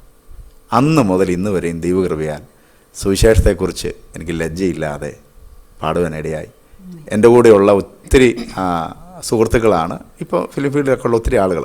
ഞാൻ അവിടുത്തെ പേരൊന്നും പറയുന്നില്ല. ഞാൻ ഇന്ന് പറയുന്നതിൽ ഞാൻ വലിയ ആളാണെന്ന് പറയാനൊന്നുമല്ല ഞാൻ ഉദ്ദേശിച്ചത്. ഒരു പക്ഷേ അങ്ങനെ പോയിരുന്നെങ്കിൽ ഞാൻ ദൈവമില്ലാതെ ചിലപ്പോൾ എന്നേക്കും നശിച്ചു പോകാൻ. അപ്പോൾ ദൈവത്തിന് നമ്മളെ ഒരാളെ വേണമെന്നുണ്ടെങ്കിൽ, ഞാനിപ്പോഴും ഇങ്ങനെ ഒരു ഉദാഹരണം കേട്ടിട്ടുണ്ട്, അത് എൻ്റെ ജീവിതമായിട്ട് എപ്പോഴും ബന്ധമാണ്. ഈ വലയിൽ കുടുങ്ങിയ മീനിന് വലിയ പരുക്ക് പറ്റില്ല, പക്ഷെ ചൂണ്ടയിൽ കുടുങ്ങിയ മീനിനോ ആ ചൂണ്ടയുടെ നീളം എത്രയുണ്ടോ അതുവരെ പോകും. അവസാനം ഒരൊറ്റ പിടുത്തം പിടിച്ചാൽ അവിടെ നിൽക്കും. തിരിച്ചു വരുമ്പം രക്ഷപ്പെടാൻ പറ്റത്തുമില്ല. നമ്മുടെ മുറിവുണ്ടാകും. ആ മുറിപ്പാടും നമ്മുടെ ജീവിതത്തിൻ്റെ അവസാനം വരെ ഉണ്ടാകും. അപ്പോൾ നമ്മൾ ഒരു മനുഷ്യനെ ദൈവം ടാർഗറ്റ് ചെയ്താൽ തീർച്ചയായിട്ടും അവൻ ഏതൊക്കെ സാഹചര്യത്തിലൂടെ കടന്നു പോയാലും ദൈവം അവനെ വിളിക്കുക തന്നെ ചെയ്യും. ഇപ്പം എന്നേക്കാളും ലക്ഷക്കണക്കിന് കഴിവുള്ള പാട്ടുകാരും കലാകാരന്മാരും ലോകത്തുണ്ട്. എന്നെ തിരഞ്ഞെടുക്കണമെന്ന് ദൈവത്തിന് യാതൊരു നിർബന്ധവുമില്ല. എന്നെ ദൈവം പഠിപ്പിച്ചൊരു കാര്യം, ഞാൻ പാടിയില്ലെങ്കിൽ എനിക്ക് പകരം വേറൊരു ഗായകൻ വരും. അയാൾ പാടിയില്ലെങ്കിൽ അതിന് വേറൊരാൾ വരും. ദൈവത്തിന് ഗായകരെ കിട്ടാൻ വിഷമമൊന്നുമില്ല. പക്ഷേ നമ്മളിലൂടെ ചെയ്തെടുക്കേണ്ട കാര്യം, നമ്മൾ ചെയ്യേണ്ടത്, ദൈവം വേറെ ആരെയും ഏൽപ്പിച്ചിട്ടില്ല, നമ്മളെ മാത്രമേ ഏൽപ്പിച്ചിട്ടുള്ളൂ. അത് വേറെ ആരെ കൊണ്ടും ചെയ്യിക്കാൻ പറ്റത്തില്ല. അതുകൊണ്ട് ആ ഒരു ബോധ്യം എനിക്ക് നൽകിയപ്പോൾ എനിക്ക് മനസ്സിലായി, പാടാൻ ഇഷ്ടം പോലെ ആളുകളുണ്ടാവും, പക്ഷേ എന്നിലൂടെ ദൈവം ചെയ്യേണ്ട കാര്യം എന്നിലൂടെ മാത്രമേ ചെയ്യുകയുള്ളൂ. അത് ഞാൻ ചെയ്യാത്ത ഇടത്തോളം കാലം അതെപ്പോഴും ശൂന്യമായിരിക്കും. ദൈവം എനിക്ക് തന്ന ജീവൻ്റെ വില എത്ര ഭയങ്കരമാണെന്ന് ഓർക്കുമ്പോൾ അതിന് ഞാൻ നാളെ ഒരു കണക്ക് പറയേണ്ടി വരും. ദൈവത്തിൻ്റെ സ്നേഹത്തെ മറന്ന് നമ്മൾ വേറെ എങ്ങനെ പോയാലും അത് ശരിയാവില്ല എന്നുള്ളൊരു ബോധ്യം ദൈവം എൻ്റെ ജീവിതത്തിൽ തന്നപ്പോൾ ഞാൻ പറഞ്ഞു, കർത്താവിന് വേണ്ടി തന്നെ ഞാൻ ജീവിച്ചോളാം, കർത്താവിന് തന്നെ പാടിക്കോളാം. അതാണ് ഞങ്ങളുടെ എൻ്റെ വ്യക്തിപരമായ വിശ്വാസ ജീവിതത്തിൽ ശുശ്രൂഷയ്ക്ക് വേണ്ടിയുള്ളൊരു എടുത്ത തീരുമാനം. ആ തീരുമാനത്തിൻ്റെ ബാക്കി പത്രങ്ങളാണ് ഞങ്ങൾ പിന്നെ ജീവിതത്തിൽ അനുഭവിക്കേണ്ടി വന്ന എല്ലാ കാര്യങ്ങളും. അതിൻ്റെ ഇക്കഴിഞ്ഞ ഒരു 10 വർഷം ഞങ്ങളുടെ ജീവിതത്തിൽ കർത്താവ് ഏതൊക്കെ രീതിയിലൂടെ ഞങ്ങളെ പരിശോധിച്ചു. ഇപ്പം നമ്മളെ പരിശോധിച്ചറിഞ്ഞിട്ട് വേണ്ട കർത്താവ് നമ്മൾ നല്ലതാണോ മോശമാണെന്നറിയാൻ. കാരണം ഇങ്ങനെയുള്ള സാഹചര്യത്തിലൂടെയൊക്കെ പോകുമ്പം ദൈവത്തോടുള്ള നമ്മുടെ സമീപനം, നമ്മുടെ ആറ്റിറ്റ്യൂഡ് എന്താണെന്ന് നമ്മളെ തന്നെ ഒന്ന് ബോധ്യപ്പെടുത്താൻ വേണ്ടിയാണ്. ദൈവം അതിനോട് സംസാരിച്ചൊരു കാര്യമാണ്, അത് ഞാൻ പിന്നീട് പറഞ്ഞുകൊള്ളാം. അപ്പോൾ ഈ ഒരു സാഹചര്യത്തിലൂടെ കടന്നു പോയപ്പോൾ പ്രിയപ്പെട്ടവൾ കടന്നുപോയ ചില സാഹചര്യങ്ങളാണ് പറയാൻ ആഗ്രഹിക്കുന്നത്. ഞങ്ങളിങ്ങനെ പ്രോഗ്രാമിനോടുള്ള ബന്ധത്തിൽ ഒരു 18 വർഷത്തോളം കോട്ടയത്ത് താമസിച്ചു. അതിനിടയ്ക്ക് ഞാൻ പറഞ്ഞല്ലോ, ഞാൻ ഒരു മോളെ ഉള്ളൊന്ന്. അപ്പോൾ അപ്പച്ചനും അമ്മച്ചിയും അവിടെ താമസിക്കാൻ പറ്റാത്ത സാഹചര്യം ഉണ്ടായി. സഹോദരങ്ങൾ തമ്മിലുള്ള വഴക്കും പ്രശ്നങ്ങളൊക്കെ ആയിട്ട് അവർ ഒറ്റപ്പെട്ട് അവർക്ക് അവസാനം അവിടെ നിൽക്കാൻ പറ്റാത്ത അവസ്ഥ വന്നപ്പോഴേക്കും ഞങ്ങളുടെ അടുത്തേക്ക് പോരാൻ തീരുമാനിച്ചു. അങ്ങനെ വല്ലാർപാടത്തുള്ള വീടും സ്ഥലവും വിറ്റിട്ട് അവർ ഞങ്ങളുടെ കൂടെ പോന്നു. ഞങ്ങൾ നിർബന്ധിച്ചുകൊണ്ടല്ല, അവരുടെ ഇഷ്ടപ്രകാരം തന്നെ പോന്നതാണ്. അങ്ങനെ അവർ ഞങ്ങളുടെ കൂടെ പോന്നു. ഞങ്ങൾ അപ്പച്ചന വിറ്റ് കിട്ടിയ പൈസയിൽ കുറച്ച് എടുത്ത് ഒരു വീടും സ്ഥലവും വാങ്ങി കോട്ടയത്ത് ഞാലേവുഴി എന്ന് പറഞ്ഞ സ്ഥലത്ത്. അവിടെ ഞങ്ങൾ ഒരു 3-4 വർഷം 2 വർഷം അവരോട് കൂടെ താമസിച്ചു. ആ സമയത്തും അവർ ആരക്ഷയുടെ അനുഭവത്തിലേക്ക് വന്നിട്ടില്ലാത്തത് കൊണ്ട് പിന്നീടും കുടുംബത്തിൽ പ്രശ്നങ്ങൾ ഉണ്ടാകാൻ തുടങ്ങി. പിന്നെയും അവിടെ ഞങ്ങൾക്ക് നിൽക്കാൻ പറ്റാത്തൊരവസ്ഥ വന്നപ്പോഴേക്കും അവിടെ നിന്നും ഞങ്ങൾ ഇറങ്ങി പോരേണ്ടി വന്നു. അങ്ങനെയാണ് ഈ 11 വർഷമായിട്ട് ഞങ്ങളിപ്പോൾ എറണാകുളത്തേക്ക് വന്നത്. അപ്പം ഇവിടെ എറണാകുളത്തായി. അതിനിടയ്ക്ക് അവർ അവിടെ ഞങ്ങൾ ഒരു ചർച്ചിൽ പരിചയപ്പെടുത്തുകയും അതിനിടയ്ക്ക് അവരെ അവിടെ പരിചയപ്പെടുത്തി അവരവിടെ ചർച്ചിലൊക്കെ പോയി ആരക്ഷയുടെ അനുഭവത്തിലേക്ക് വന്ന് സ്നാനപ്പെട്ടു. ഇപ്പോൾ അവർ വിശ്വാസത്തിലാണ് രണ്ടുപേരും. അവിടെ കോട്ടയത്ത് തന്നെയാണ്. ശരിക്കും പറഞ്ഞാൽ ഇങ്ങനെ തുടരെ ഉണ്ടായി വന്ന എൻ്റെ ജീവിതത്തിലെ പ്രശ്നങ്ങൾ, ഇങ്ങനെയുള്ള ഒറ്റപ്പെടൽ, വീട് വിട്ട് ഇറങ്ങി പോവുക, ഇതൊക്കെ തുടർച്ചയായി എൻ്റെ ജീവിതത്തിലേക്ക് വന്നപ്പോഴേക്കും ഞാൻ മാനസികമായിട്ട് ആകെ തകർന്നു പോയൊരവസ്ഥയായിരുന്നു.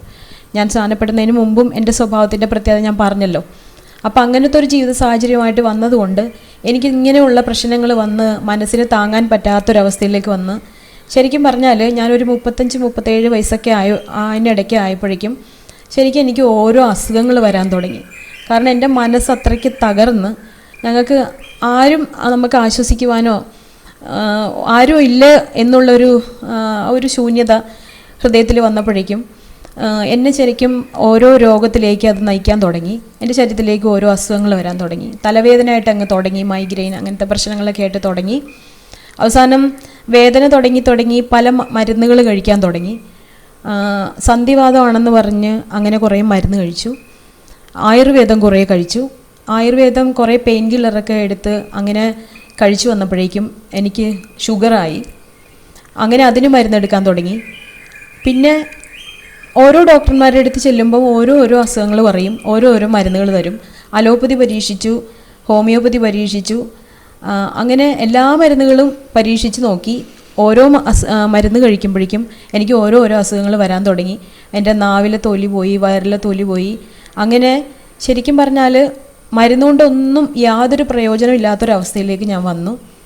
എനിക്കപ്പം ഞാനപ്പം ഓരോരുത്തർ എന്നെ കാണുമ്പം പിന്നെ ചോദിക്കാൻ തുടങ്ങി. എൻ്റെ മുഖത്ത് നോക്കുമ്പോൾ അറിയാം എനിക്ക് വയ്യാത്തത്. അപ്പം എല്ലാവരും എൻ്റെ അടുത്ത് ചോദിക്കാൻ തുടങ്ങി, എന്തു പറ്റി എന്നിങ്ങനെ ആൾക്കാർ ചോദിക്കാൻ തുടങ്ങി. അവസാനം ഞാൻ നോക്കുമ്പം ഞാൻ ഓരോ ദിവസമായിട്ട് എൻ്റെ ശരീരം മെലിയാൻ തുടങ്ങി. ഓരോ കിലോ വീതം എൻ്റെ ശരീരം കുറഞ്ഞു. അന്നേരം എനിക്ക് ഈ അസുഖം തുടങ്ങുന്ന സമയത്ത് ഞാൻ ശരിക്കും 55 കിലോ ഭാരം ഉണ്ടായിരുന്നു, തൂക്കം. എനിക്ക് ഈ അസുഖം വന്നതിന് ശേഷം ഞാനിങ്ങനെ മെലിഞ്ഞ് 38 കിലോ ഭാരത്തോളം എത്തി. അപ്പം എൻ്റെ ശരീരം അസ്ഥിയിൽ നിന്ന് മാംസം വിട്ട്, ശരിക്കും പറഞ്ഞാൽ ഒരു പ്രായം ചെന്ന ഒരു സ്ത്രീയുടെ ശരീരത്തിൻ്റെ പ്രകൃതമായി എൻ്റെ ശരീരം. ഒരു 90 വയസ്സുള്ള ആള് എങ്ങനെയാണ് അദ്ദേഹത്തിൻ്റെ ശരീരം കാണുന്ന പോലെ അസ്ഥിയിൽ നിന്നെല്ലാം വിട്ടിട്ട് മാംസം തൂങ്ങിയാടാൻ തുടങ്ങി. നമ്മൾ ഇറച്ചി കടയിലെല്ലാം പോയി കഴിഞ്ഞാൽ ഇറച്ചി കിടക്കില്ലേ, അതുപോലെ അദ്ദേഹം ബെഡിൽ കിടക്കുകയാണെങ്കിൽ കാല് എല്ലാ ദിവസവും ഞാനിങ്ങനെ കാലിൽ പിടിച്ച് നോക്കും. അസ്ഥിയിൽ മാത്രം പിടിച്ച് കിട്ടുമ്പോൾ ബാക്കി ഫ്ലഷെല്ലാം ഈ ബെഡിനോട് ചേർന്ന് ഇങ്ങനെ പതിഞ്ഞ് കിടക്കും. എഴുന്നേറ്റ് നിൽക്കാൻ പറ്റത്തില്ല, വീണു പോകും. ഒരു സ്റ്റെപ്പ് എടുത്ത് കാല് പൊക്കി വെക്കാൻ പറ്റില്ല, കാരണം എൻ്റെ കാല് അത്രയും ഉയരമില്ല. അപ്പോൾ പൊക്കി വെച്ചു എന്ന് വിചാരിച്ച് ഞാനിങ്ങനെ എടുത്ത് വെക്കുമ്പോഴേക്കും അവിടെ ഉരുണ്ട് വീഴും. അതുപോലെ കുനിയാൻ പറ്റത്തില്ല, കുനിഞ്ഞു കഴിഞ്ഞാൽ മുഖം കുത്തി താഴെ വീഴും. അങ്ങനെ എൻ്റെ ബലം എല്ലാം നഷ്ടപ്പെട്ട് എനിക്ക് നേരെ നടക്കാൻ പറ്റില്ല. അവസാനം എനിക്ക് പുറത്തിറങ്ങാൻ പറ്റാത്ത അവസ്ഥയിലോട്ടായി. ഈ ശരീരം ഇങ്ങനത്തെ ഒരു രൂപമായപ്പോഴേക്കും ഞാൻ പുറത്തോട്ട് ഇറങ്ങാതായി. ആൾക്കാരുടെ മുമ്പിൽ ചെന്ന് നിൽക്കാൻ എനിക്ക് നാണമായി. ഒരു ഡ്രസ്സ് ഇട്ടാലും ചേരാത്ത അവസ്ഥയായി. കണ്ണാടി നോക്കാൻ തന്നെ എനിക്ക് നാണക്കേടായിരുന്നു. അതുപോലെ ഞാൻ ഒറ്റപ്പെട്ട് മാറുന്ന ഒരു സ്വഭാവം എനിക്ക് വന്നു. ആരോടും വർത്തമാനം പറയാതെയും ഫോണ് വിളിക്കാതെയും അങ്ങനെ ആരുടെ നടുക്കൊന്നും പോവാതെ ഒക്കെ ആയിട്ട് ഞാൻ അങ്ങ് ഒതുങ്ങാൻ തുടങ്ങി.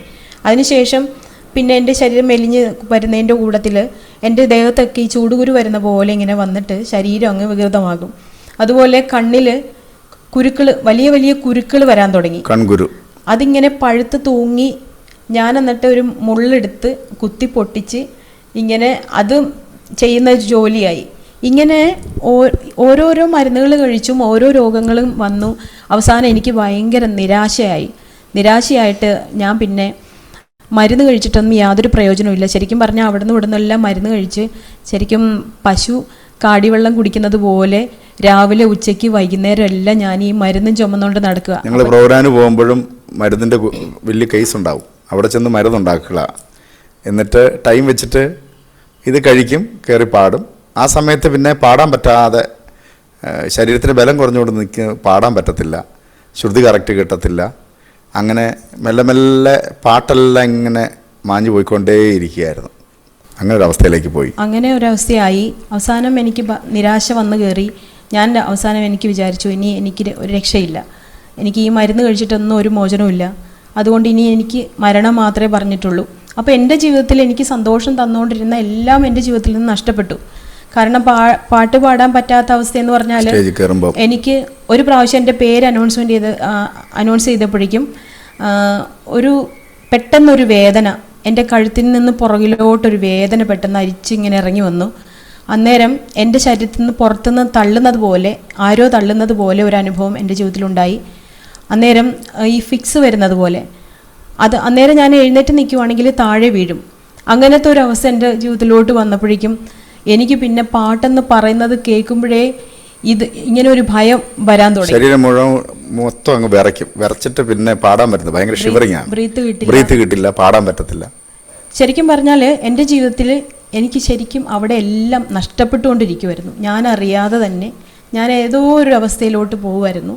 അതോടുകൂടി എനിക്ക് കർത്താവിലുള്ളൊരു ആശ്രയവും പോയി. ആരും എന്നെ സഹായിക്കാനില്ല, മരുന്നിന് എന്നെ രക്ഷപ്പെടുത്താൻ കഴിയുന്നില്ല. പല ആൾക്കാരും പ്രാർത്ഥന ചോദിക്കുന്നുണ്ട്, പ്രാർത്ഥിക്കുന്നുണ്ട്, ദേവദാസന്മാരെല്ലാം പ്രാർത്ഥിക്കുന്നുണ്ട്. പക്ഷേ ഇതിനൊന്നും എനിക്കൊരു മറുപടി കിട്ടുന്നില്ല. അവസാനം ഞാൻ തീരുമാനമെടുത്തു, എനിക്ക് മരണം മാത്രമേ എനിക്കുള്ളൂ, ഇനി എനിക്ക് മരിച്ചാൽ മതി. പക്ഷേ ആത്മഹത്യ ചെയ്യാൻ പേടി, ആത്മഹത്യ ചെയ്യാൻ പറ്റില്ല. കാരണം ദൈവത്തെ അറിഞ്ഞു, ആത്മഹത്യ ചെയ്താൽ ഞാൻ നരകത്തിൽ പോകും, അതുകൊണ്ട് എനിക്ക് എൻ്റെ ആത്മാവ് നഷ്ടമാകും, അതുകൊണ്ട് എനിക്ക് ആത്മഹത്യ ചെയ്യാൻ പറ്റത്തില്ല. അങ്ങനെ ഞാൻ പിന്നെ മരണത്തിന് വേണ്ടി കാത്തു കിടക്കുക. അപ്പം ഞാൻ പിന്നെ കാണുന്നതെല്ലാം എന്നെ മരിച്ച് എൻ്റെ ബോഡി വാതിക്കെ വെക്കുന്നതും ഇവരെല്ലാം അലമുറയിട്ട് കരയുന്നതും, പിന്നെ എൻ്റെ അടുത്തേക്ക് എൻ്റെ മരിച്ചുപോയ അപ്പച്ചൻ്റെ അനിയന്മാരൊക്കെ ഉണ്ട്, കൊച്ചാപ്പന്മാരൊക്കെ, ഈ ദുർമരണപ്പെട്ടു പോയവരൊക്കെ. അവരൊക്കെ എൻ്റെ അടുത്ത് വരുന്നു, അവർ എൻ്റെ കൂടെ ഭക്ഷണം കഴിക്കാൻ വിളിക്കുന്നു, പോകാമെന്ന് പറഞ്ഞ് വിളിക്കുന്നു. ഇതൊക്കെയാണ് എൻ്റെ സ്വപ്നങ്ങളൊക്കെ. അങ്ങനെ ശരിക്കും പറഞ്ഞാൽ ഞാനൊരു മരണവും കാത്തു കിടക്കുന്ന ഒരു അവസ്ഥയിലോട്ട് എൻ്റെ ജീവിതം അങ്ങ് പോയി. അങ്ങനെ ഞാനിത് എപ്പോഴും മരണത്തെക്കുറിച്ച് പറയുക, മരിച്ചാൽ മതി, എനിക്ക് മരിച്ചാൽ മതി എന്ന് പറയുക. അങ്ങനെ ഇവരിതെല്ലാം സ്ഥിരം കേട്ട് കേട്ട് മടുത്ത് അതിനിടയ്ക്ക് തലമുടിയെല്ലാം കൊഴിഞ്ഞു പോയിരുന്നു.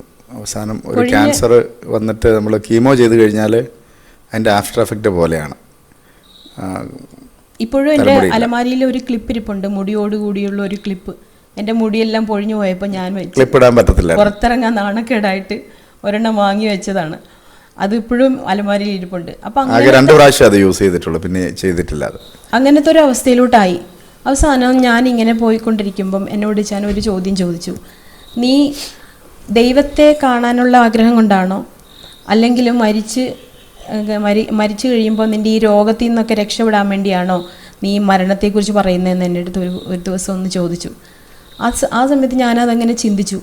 ശരിക്കും പറഞ്ഞാൽ ഞാൻ ദൈവത്തെ കാണാനുള്ള ആഗ്രഹം കൊണ്ടല്ല, എനിക്ക് എങ്ങനെയെങ്കിലും ഈ വേദനയിൽ നിന്നൊന്ന് രക്ഷപ്പെടണം. അപ്പോൾ കാല് മുതൽ കാൽപാദം വരെ വേദനയാണ്.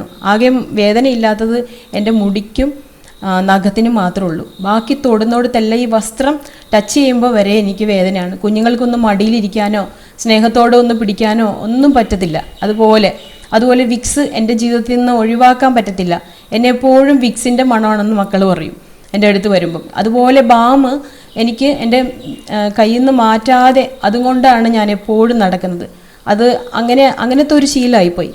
അങ്ങനെ ഇരിക്കുന്ന സമയത്ത് ഇങ്ങനെ ഒരു ചോദ്യം ചോദിച്ചപ്പോഴേക്കും ഞാൻ ചിന്തിച്ചു, ഞാൻ ശരിക്കും പറഞ്ഞാൽ ദൈവത്തെ കാണാനുള്ള ആഗ്രഹം കൊണ്ടൊന്നുമല്ല, എനിക്ക് എങ്ങനെയെങ്കിലും ഇതിനകത്തൊന്നൊന്ന് രക്ഷപ്പെടണം. അതിനു വേണ്ടിയാണ് ഞാൻ ഈ മരണം ആഗ്രഹിച്ചു കിടക്കുന്നതെന്ന് എനിക്ക് മനസ്സിലായി ഞാൻ ചിന്തിച്ചപ്പം. അപ്പം ഞാൻ ദൈവസന്നിധിയിൽ ഒരു തീരുമാനം എടുത്തു. ഞാൻ ദൈവത്തോട് പറഞ്ഞു, കർത്താവ് എന്നെ വിടുവിച്ചാലും ഇല്ലെങ്കിലും, എനിക്ക് ഈ രോഗം മാറിയാലും മാറിയില്ലെങ്കിലും, ഞാൻ മരിക്കാൻ കിടന്നിട്ട് ഞാൻ മരിക്കുന്നില്ല, എൻ്റെ രോഗവും മാറുന്നില്ല, പ്രാർത്ഥിച്ചിട്ട് അതിന് മറുപടിയും കിട്ടുന്നില്ല. പക്ഷേ ഞാൻ ഇനി മരുന്ന് കഴിക്കുന്നില്ല. ഈ രോഗവും പറഞ്ഞ് ഞാൻ ഇനി മരുന്ന് കഴിക്കുന്നില്ല. കർത്താവിനെ വിടുവിച്ചാലും വിടുവിച്ചില്ലെങ്കിലും ഞാൻ കർത്താവിനായിട്ട് എൻ്റെ മരണം വരെ കർത്താവിനായിട്ട് ഞാൻ ജീവിക്കും. ഞാൻ രോഗിയായിട്ട് ഇരുന്നാലും ദൈവം എനിക്കത് സഹിക്കാനുള്ള ശക്തി തന്നാൽ മതി എന്ന് പറഞ്ഞ് ഞാൻ പ്രാർത്ഥിക്കാനിടയായി. ഞാൻ ഈ വേദനയും കൊണ്ട് നടക്കുമ്പം എനിക്ക് ഭ്രാന്ത് പിടിച്ച പോലെയാണ്. വേദന കൂടുമ്പം, തലവേദന കൂടുമ്പം അന്നേരം ഞാൻ ഓടി നടന്ന് പണിയെടുക്കും. അങ്ങനെ ഭയങ്കര ഒരു വെപ്രാളോ.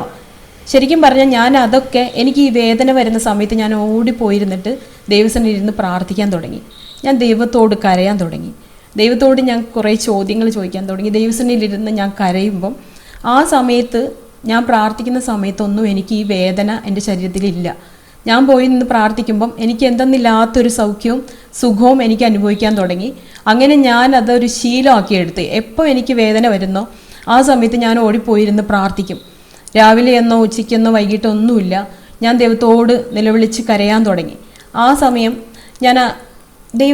ഞാൻ എൻ്റെ ദൈവത്തിൻ്റെ നേരെ ഞാൻ മുഖം തിരിക്കാൻ തുടങ്ങിയപ്പോഴേക്കും ദൈവം എന്നോട് സംസാരിക്കാൻ തുടങ്ങി. അത്രയും നാൾ ഞാൻ ദൈവശബ്ദം കേൾക്കാതെ ഞാൻ എല്ലാവരെയും രാഗിയും കരഞ്ഞും എൻ്റെ ജീവിതത്തിൽ തന്നെ ശപിച്ചും ജീവിച്ചുകൊണ്ടിരിക്കുന്ന സമയത്ത്, ആ സമയത്ത് ഇയ്യോബിൻ്റെ പുസ്തകമൊക്കെ ഞാൻ ഒരുപാട് വായിക്കുമായിരുന്നു.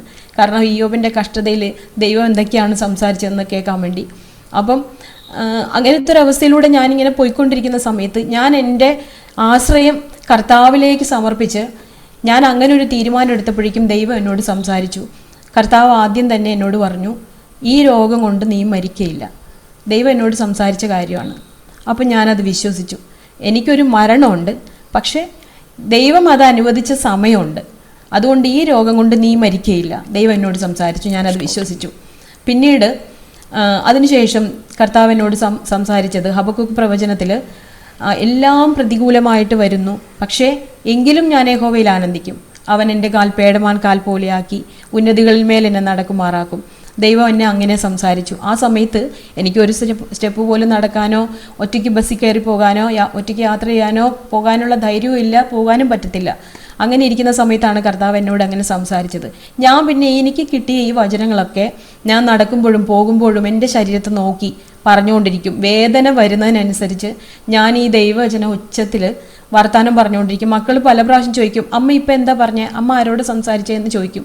ശരിക്കും പറഞ്ഞാൽ ഞാൻ ഈ വചനം പോകുന്ന വഴിക്കെല്ലാം പറഞ്ഞുകൊണ്ടിരിക്കുക, ഞാൻ ദൈവത്തോട് ഇങ്ങനെ സംസാരിച്ചുകൊണ്ടിരിക്കുക. അങ്ങനെ ദൈവം എന്നോട് ഓരോ വിഷയങ്ങൾ ഇങ്ങനെ സംസാരിക്കാൻ തുടങ്ങി. അവസാനം ഞാനിങ്ങനെ ഈ രോഗത്തിൽ തന്നെ ഇങ്ങനെ പോയിക്കൊണ്ടിരിക്കുന്ന സമയത്ത് ഒരിക്കൽ ഞാനിങ്ങനെ രാത്രി കിടന്നുറങ്ങുമ്പം ഒരു 1:30-2 മണിയായപ്പോഴേക്കും എൻ്റെ കാതിലൊരു ശബ്ദം കേട്ടു. എന്നോട് നിനക്ക് സൗഖ്യമാകാൻ മനസ്സുണ്ടോ എന്ന് ചോദിക്കുക എൻ്റെ കാതിന് ചേർന്ന്. അങ്ങനെ ഇത് കുറേ പ്രാവശ്യം കേട്ടപ്പോഴേക്കും എനിക്ക് ഉറങ്ങാൻ പറ്റാതെ ഞാൻ എഴുന്നേറ്റിട്ട് ഞാൻ അവിടെ ഇരുന്ന് പറഞ്ഞു, കർത്താവ് എനിക്ക് സൗഖ്യമാകാൻ മനസ്സുണ്ട്. ഞാൻ എത്ര വട്ടം കർത്താവിനോട് പ്രാർത്ഥിച്ചു, ദൈവം എനിക്ക് സൗഖ്യം, കർത്താവിനാലുള്ള സൗഖ്യം മതി എന്ന് പറഞ്ഞ് ഞാനിങ്ങനെ ദൈവത്തോട് അവിടെ ഇരുന്ന് പ്രാർത്ഥിച്ചു, സംസാരിച്ചു. ദൈവം എന്നോട് പറഞ്ഞു. അപ്പം ഞാൻ പറഞ്ഞു, കുളക്കരയിലെ ആ രോഗി പറഞ്ഞതുപോലെ 38 ആണ്ട് രോഗം പിടിച്ചവൻ പറഞ്ഞു, വെള്ളം കലക്കുമ്പം ദൂതനിറങ്ങി വന്ന് കലക്കുമ്പോൾ എന്നെ അതിനകത്ത് കിടത്താൻ ആരുമില്ല എന്ന് പറഞ്ഞതുപോലെ ഞാൻ പറഞ്ഞു, ഞാൻ ഈ സ്ഥലങ്ങളിലെല്ലാം പോയി മരുന്നുകൾ വാങ്ങി, ഒത്തിരി പേര് എനിക്ക് വേണ്ടി പ്രാർത്ഥിച്ചു, പക്ഷേ എനിക്ക് സൗഖ്യമൊന്നും വന്നില്ലല്ലോ കർത്താവേ എന്ന് പറഞ്ഞു. അപ്പോഴേ ദൈവം പിന്നെയും എന്നോട് സംസാരിച്ചത്, നിനക്ക് കർത്താവിനാൽ സൗഖ്യമാകാൻ മനസ്സുണ്ടോ? അപ്പം ഞാൻ പറഞ്ഞു, എനിക്ക് വേറെ ഒരു രീതിയിലുള്ള സൗഖ്യം വേണ്ട, എനിക്ക് കർത്താവിനാലുള്ള സൗഖ്യം മതി കർത്താവേ എന്ന് പറഞ്ഞ് തീരുമാനമെടുത്ത് ഞാൻ കിടന്നുറങ്ങി. പക്ഷേ ദിവസങ്ങളിങ്ങനെ കടന്നുപോയി. പക്ഷേ എനിക്ക് വലിയ മാറ്റങ്ങളൊന്നും ഞാൻ കണ്ടില്ല. പക്ഷേ എൻ്റെ ജീവിതത്തിൽ ഞാൻ അറിയാതെ ഓരോ ദിവസമായിട്ട് രോഗം എന്നെ മൂടിയതുപോലെ എൻ്റെ ജീവിതത്തിൽ നിന്ന് ഓരോ അസുഖങ്ങൾ ഓരോന്നായിട്ട് മാറാൻ തുടങ്ങി. കാരണം എൻ്റെ തലവേദനയുടെ സമയം കുറഞ്ഞു, ഞാൻ വിക്സ് എടുത്ത് തേക്കുന്ന സമയം കുറഞ്ഞു. അത് ഞാൻ എൻ്റെ കയ്യിൽ നിന്ന് മാറ്റി വയ്ക്കാൻ തുടങ്ങി. അല്ലെങ്കിൽ എൻ്റെ കയ്യിലോ പോക്കറ്റിലോ അതെപ്പോഴും ഉണ്ടാകും, പക്ഷേ അത് ഞാനിങ്ങനെ മാറ്റി വെക്കുക. അപ്പം ഞാൻ എൻ്റെ ജീവിതത്തിൽ തന്നെ ഞാൻ പരിശോധിക്കാൻ തുടങ്ങി.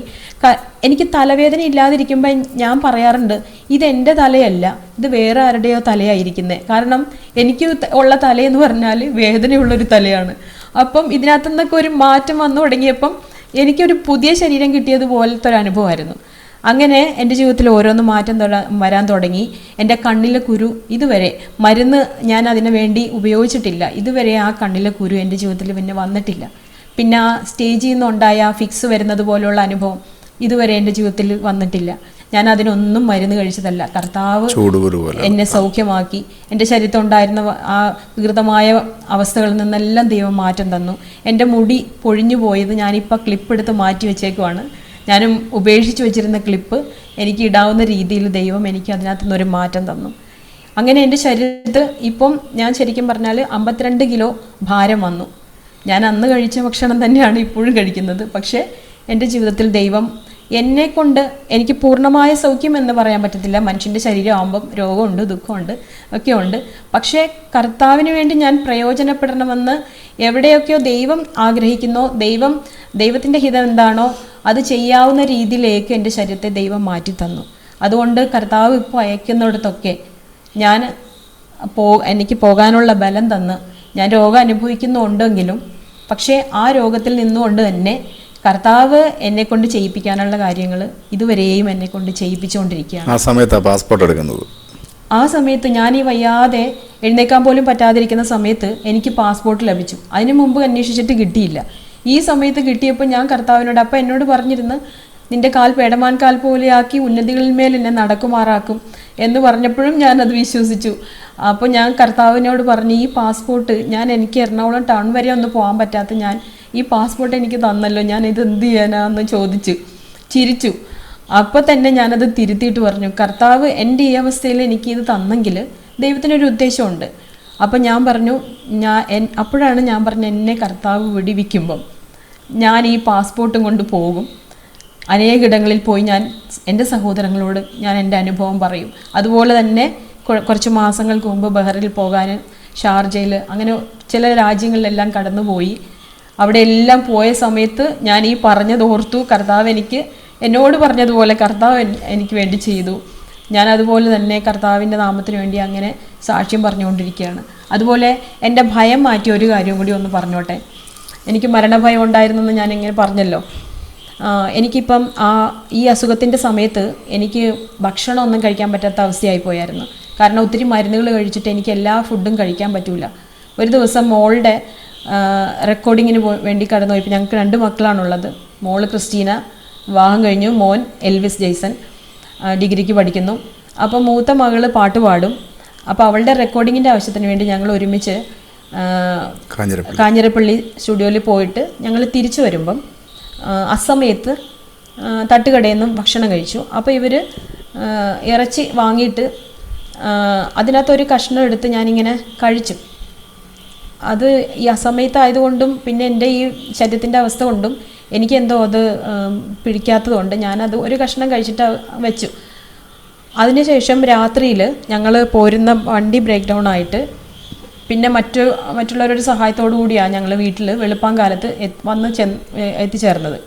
അങ്ങനെ ഞങ്ങളെ കൊണ്ടുവിട്ട് അവർക്ക് കാപ്പിയൊക്കെ ഉണ്ടാക്കി കൊടുത്ത് ഞാൻ കിടന്നു 1 മണിക്കൂർ കഴിഞ്ഞപ്പോഴേക്കും വയറിന് വല്ലാത്തൊരു അസ്വസ്ഥത വന്നിട്ട് ഞാൻ വാഷ്റൂമിൽ പോയപ്പോഴേക്കും എനിക്ക് അവിടെ ഇരിക്കാൻ പറ്റാത്ത അവസ്ഥ വന്നു. എൻ്റെ ശരീരമെല്ലാം വെട്ടി വേർത്ത് എനിക്ക് അസഹ്യമായ ചൊറിച്ചിൽ ഇതൊക്കെ കൂടി വന്ന് ഞാൻ അവിടെ നിന്ന് ഒരു കണക്കിന് എഴുന്നേറ്റ് കട്ടിലിൻ്റെ അടുത്തേക്ക് വന്നപ്പോഴേക്കും ഞാൻ ബോധം കെട്ട് വീണു. കാരണം എൻ്റെ നാക്കെല്ലാം മരവിച്ച് ശരീരമെല്ലാം മരവിച്ചിട്ട് എനിക്ക് പറയാൻ പറ്റുന്നില്ല. എന്നെ ഹോസ്പിറ്റലിൽ കൊണ്ടുപോക്കോ എന്ന് മാത്രം പറയാനുള്ള ഒരിത് കിട്ടിയുള്ളൂ. ഞാനങ്ങ് ബോധം കെട്ട് വീണിട്ട് പിന്നെ ഇവർ എന്നെ അടുത്തുള്ള ഒരു ഹോസ്പിറ്റലിൽ കൊണ്ടുപോയപ്പോഴേക്കും അവിടെ ചെന്ന് എൻ്റെ പൾസ് കിട്ടുന്നില്ല, ഷുഗർ ഡൗൺ ആയിപ്പോയി. അല്ല, ശരിക്കും സാച്ചുറേഷൻ ലെവൽ ഒരു പ്രഷർ ലോ ആയി, ശരിക്കും ഒരു 40 താഴെ പോയി. അപ്പോൾ ഡോക്ടർ വിളിച്ചിട്ടൊന്നും ആൾക്ക് അനക്കമൊന്നുമില്ല, കണ്ണെല്ലാം മറിഞ്ഞു പോയി.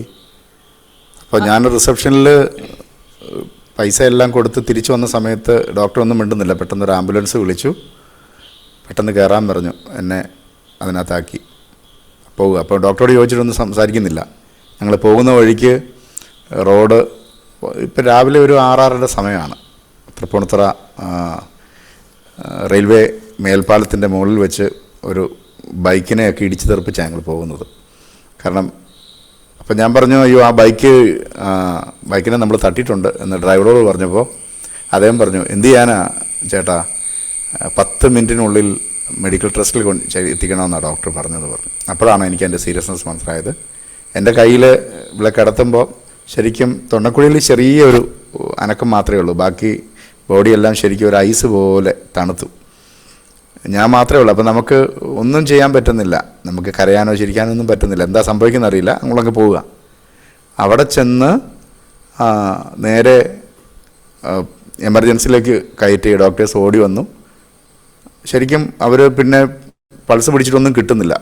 അവർ പറഞ്ഞു, അയ്യോ BP ഭയങ്കര ലോ ആണല്ലോ, 40 താഴോട്ട് പോയിക്കൊണ്ടിരിക്കുക, എന്തൊന്നും കയറുന്നില്ല. ഇത്രയും കാര്യങ്ങൾ സംഭവിക്കുന്ന സമയത്ത് ഇവളുടെ ജീവിതത്തിൽ സംഭവിച്ച ഒരു കാര്യമാണ് ഭയങ്കര അത്ഭുതകരമായിട്ടൊരു കാര്യം. അങ്ങനെ ഞാൻ അവിടെ കിടന്ന സമയത്ത് എനിക്കൊരു ഉള്ളിലൊരു ബോധമുണ്ട്. ഇവർ ചോദിക്കുന്ന ചിലപ്പം ചില കാര്യങ്ങൾ എനിക്ക് പറയണമെന്നുണ്ട്, പക്ഷേ എൻ്റെ നാക്കൊന്നും പൊങ്ങുന്നില്ല. ഉള്ളിൽ എന്നാൽ എനിക്ക് അറിയുന്നുണ്ട്. ഞാനങ്ങനെ കിടക്കുന്ന സമയത്ത് എനിക്ക് മനസ്സിലായി ഞാൻ മരിക്കാൻ പോവാ, ഇനി രക്ഷയില്ല എന്ന് മനസ്സിലായി. അപ്പോൾ ഞാൻ കർത്താവിനോട് ചോദിച്ചു, ഞാൻ മരിക്കാൻ പോവുകയാണല്ലേ എന്ന് ഞാൻ ചോദിക്കുക. അപ്പം മോളുടെ വിവാഹത്തിന് 2 മാസം കൂടി ഉള്ളൂ. അപ്പം ഞാൻ കർത്താവിനോട് ചോദിച്ചു, കർത്താവേ, ഞാൻ എനിക്ക് കുറേ പ്രാർത്ഥന വിഷയങ്ങളുണ്ടായിരുന്നല്ലോ, ഞാൻ കർത്താവിനോട് കുറേ കാര്യങ്ങളൊക്കെ പറഞ്ഞിട്ടുണ്ടായിരുന്നല്ലോ, അപ്പം എൻ്റെ മോളുടെ വിവാഹമൊന്നും ഞാൻ കാണണ്ടേ എന്ന് ഞാൻ കർത്താവിനോട് ചോദിച്ചു. അപ്പം ഞാനിങ്ങനെ ഓർത്തു, ഞാനാണെങ്കിൽ മരിക്കാൻ വേണ്ടി തയ്യാറെടുത്ത് ഒത്തിരി ദിവസം നടന്നതാണ്. എനിക്ക് മരിച്ചാൽ മതി എന്നും പറഞ്ഞ് നടന്നതാണ്. അപ്പം ഞാൻ എന്നെ തന്നെ തിരുത്തിയിട്ട് പറഞ്ഞു, ഞാൻ മരിക്കാൻ വേണ്ടി നടന്നതാണല്ലോ, ഇപ്പം മരിക്കാനൊരു അവസരം കിട്ടിയപ്പോഴേക്കും ഞാൻ പിന്നെയും ജീവിക്കണമെന്നാണല്ലോ പറയുന്നതെന്ന് ഞാൻ തന്നെ എൻ്റെ ഉള്ളിൽ ഇങ്ങനെ പറഞ്ഞു. അന്നേരം ഞാൻ വേഗം കർത്താവിനോട് പറഞ്ഞു, എന്നാൽ കുഴപ്പമില്ല, ഞാൻ മരിക്കാൻ വേണ്ടി ആഗ്രഹിച്ച് കർത്താവിൻ്റെ മുഖം കാണണമെന്ന് പറഞ്ഞിരുന്നിട്ട് പിന്നെ ഞാൻ തിരുത്തി പറയുന്നില്ല, ഞാൻ റെഡിയാണ് എന്ന് പറഞ്ഞ് മരിക്കാൻ വേണ്ടി തയ്യാറെടുത്ത് ഇങ്ങനെ കിടക്കുക. അപ്പോഴേക്കും ഞാൻ പറഞ്ഞുകൊണ്ടിരിക്കുമ്പോൾ ഞാനിങ്ങനെ മേളിലേക്ക് ഉയർന്നു പോകുന്നത് എനിക്ക് ഫീൽ ചെയ്യുന്നുണ്ട്. ഞാൻ മേളിലേക്ക് ഇങ്ങനെ പോയിക്കൊണ്ടിരിക്കുക. അപ്പോൾ ഇങ്ങനെ ചോദിക്കുമ്പോഴൊന്നും ഒരു ഉത്തരവും വരുന്നില്ല. ഞാൻ കുറച്ചങ്ങനെ പോയിക്കൊണ്ടിരിക്കുമ്പോഴേക്കും ഞാൻ പ്രാർത്ഥന എൻ്റെ ജീവിതത്തിൽ ഞാൻ എപ്പോഴും കൊണ്ടു നടക്കുമെന്ന് പറഞ്ഞല്ലോ ആ സമയങ്ങളിൽ. അപ്പം ഞാൻ ഓരോ വീടുകളിൽ, ഞങ്ങളിങ്ങനെ വാടകയ്ക്ക് താമസിക്കുമ്പോൾ ഓരോ വീടുകളിൽ പോകുമ്പോൾ ഞാൻ ഓരോ റൂമിലിരുന്ന് ഇങ്ങനെ പ്രാർത്ഥിക്കും. അപ്പം ആ റൂമെല്ലാം ഞാൻ കാണാൻ തുടങ്ങി. ആ റൂമിൽ ഞാൻ ഏതൊക്കെ ദൈവവചനം പറഞ്ഞ് പ്രാർത്ഥിച്ചോ ആ പ്രാർത്ഥനകളും ആ വചനവും എല്ലാം എൻ്റെ ചെവിയിലേക്ക് അലയടിച്ചുകൊണ്ടിരിക്കുക.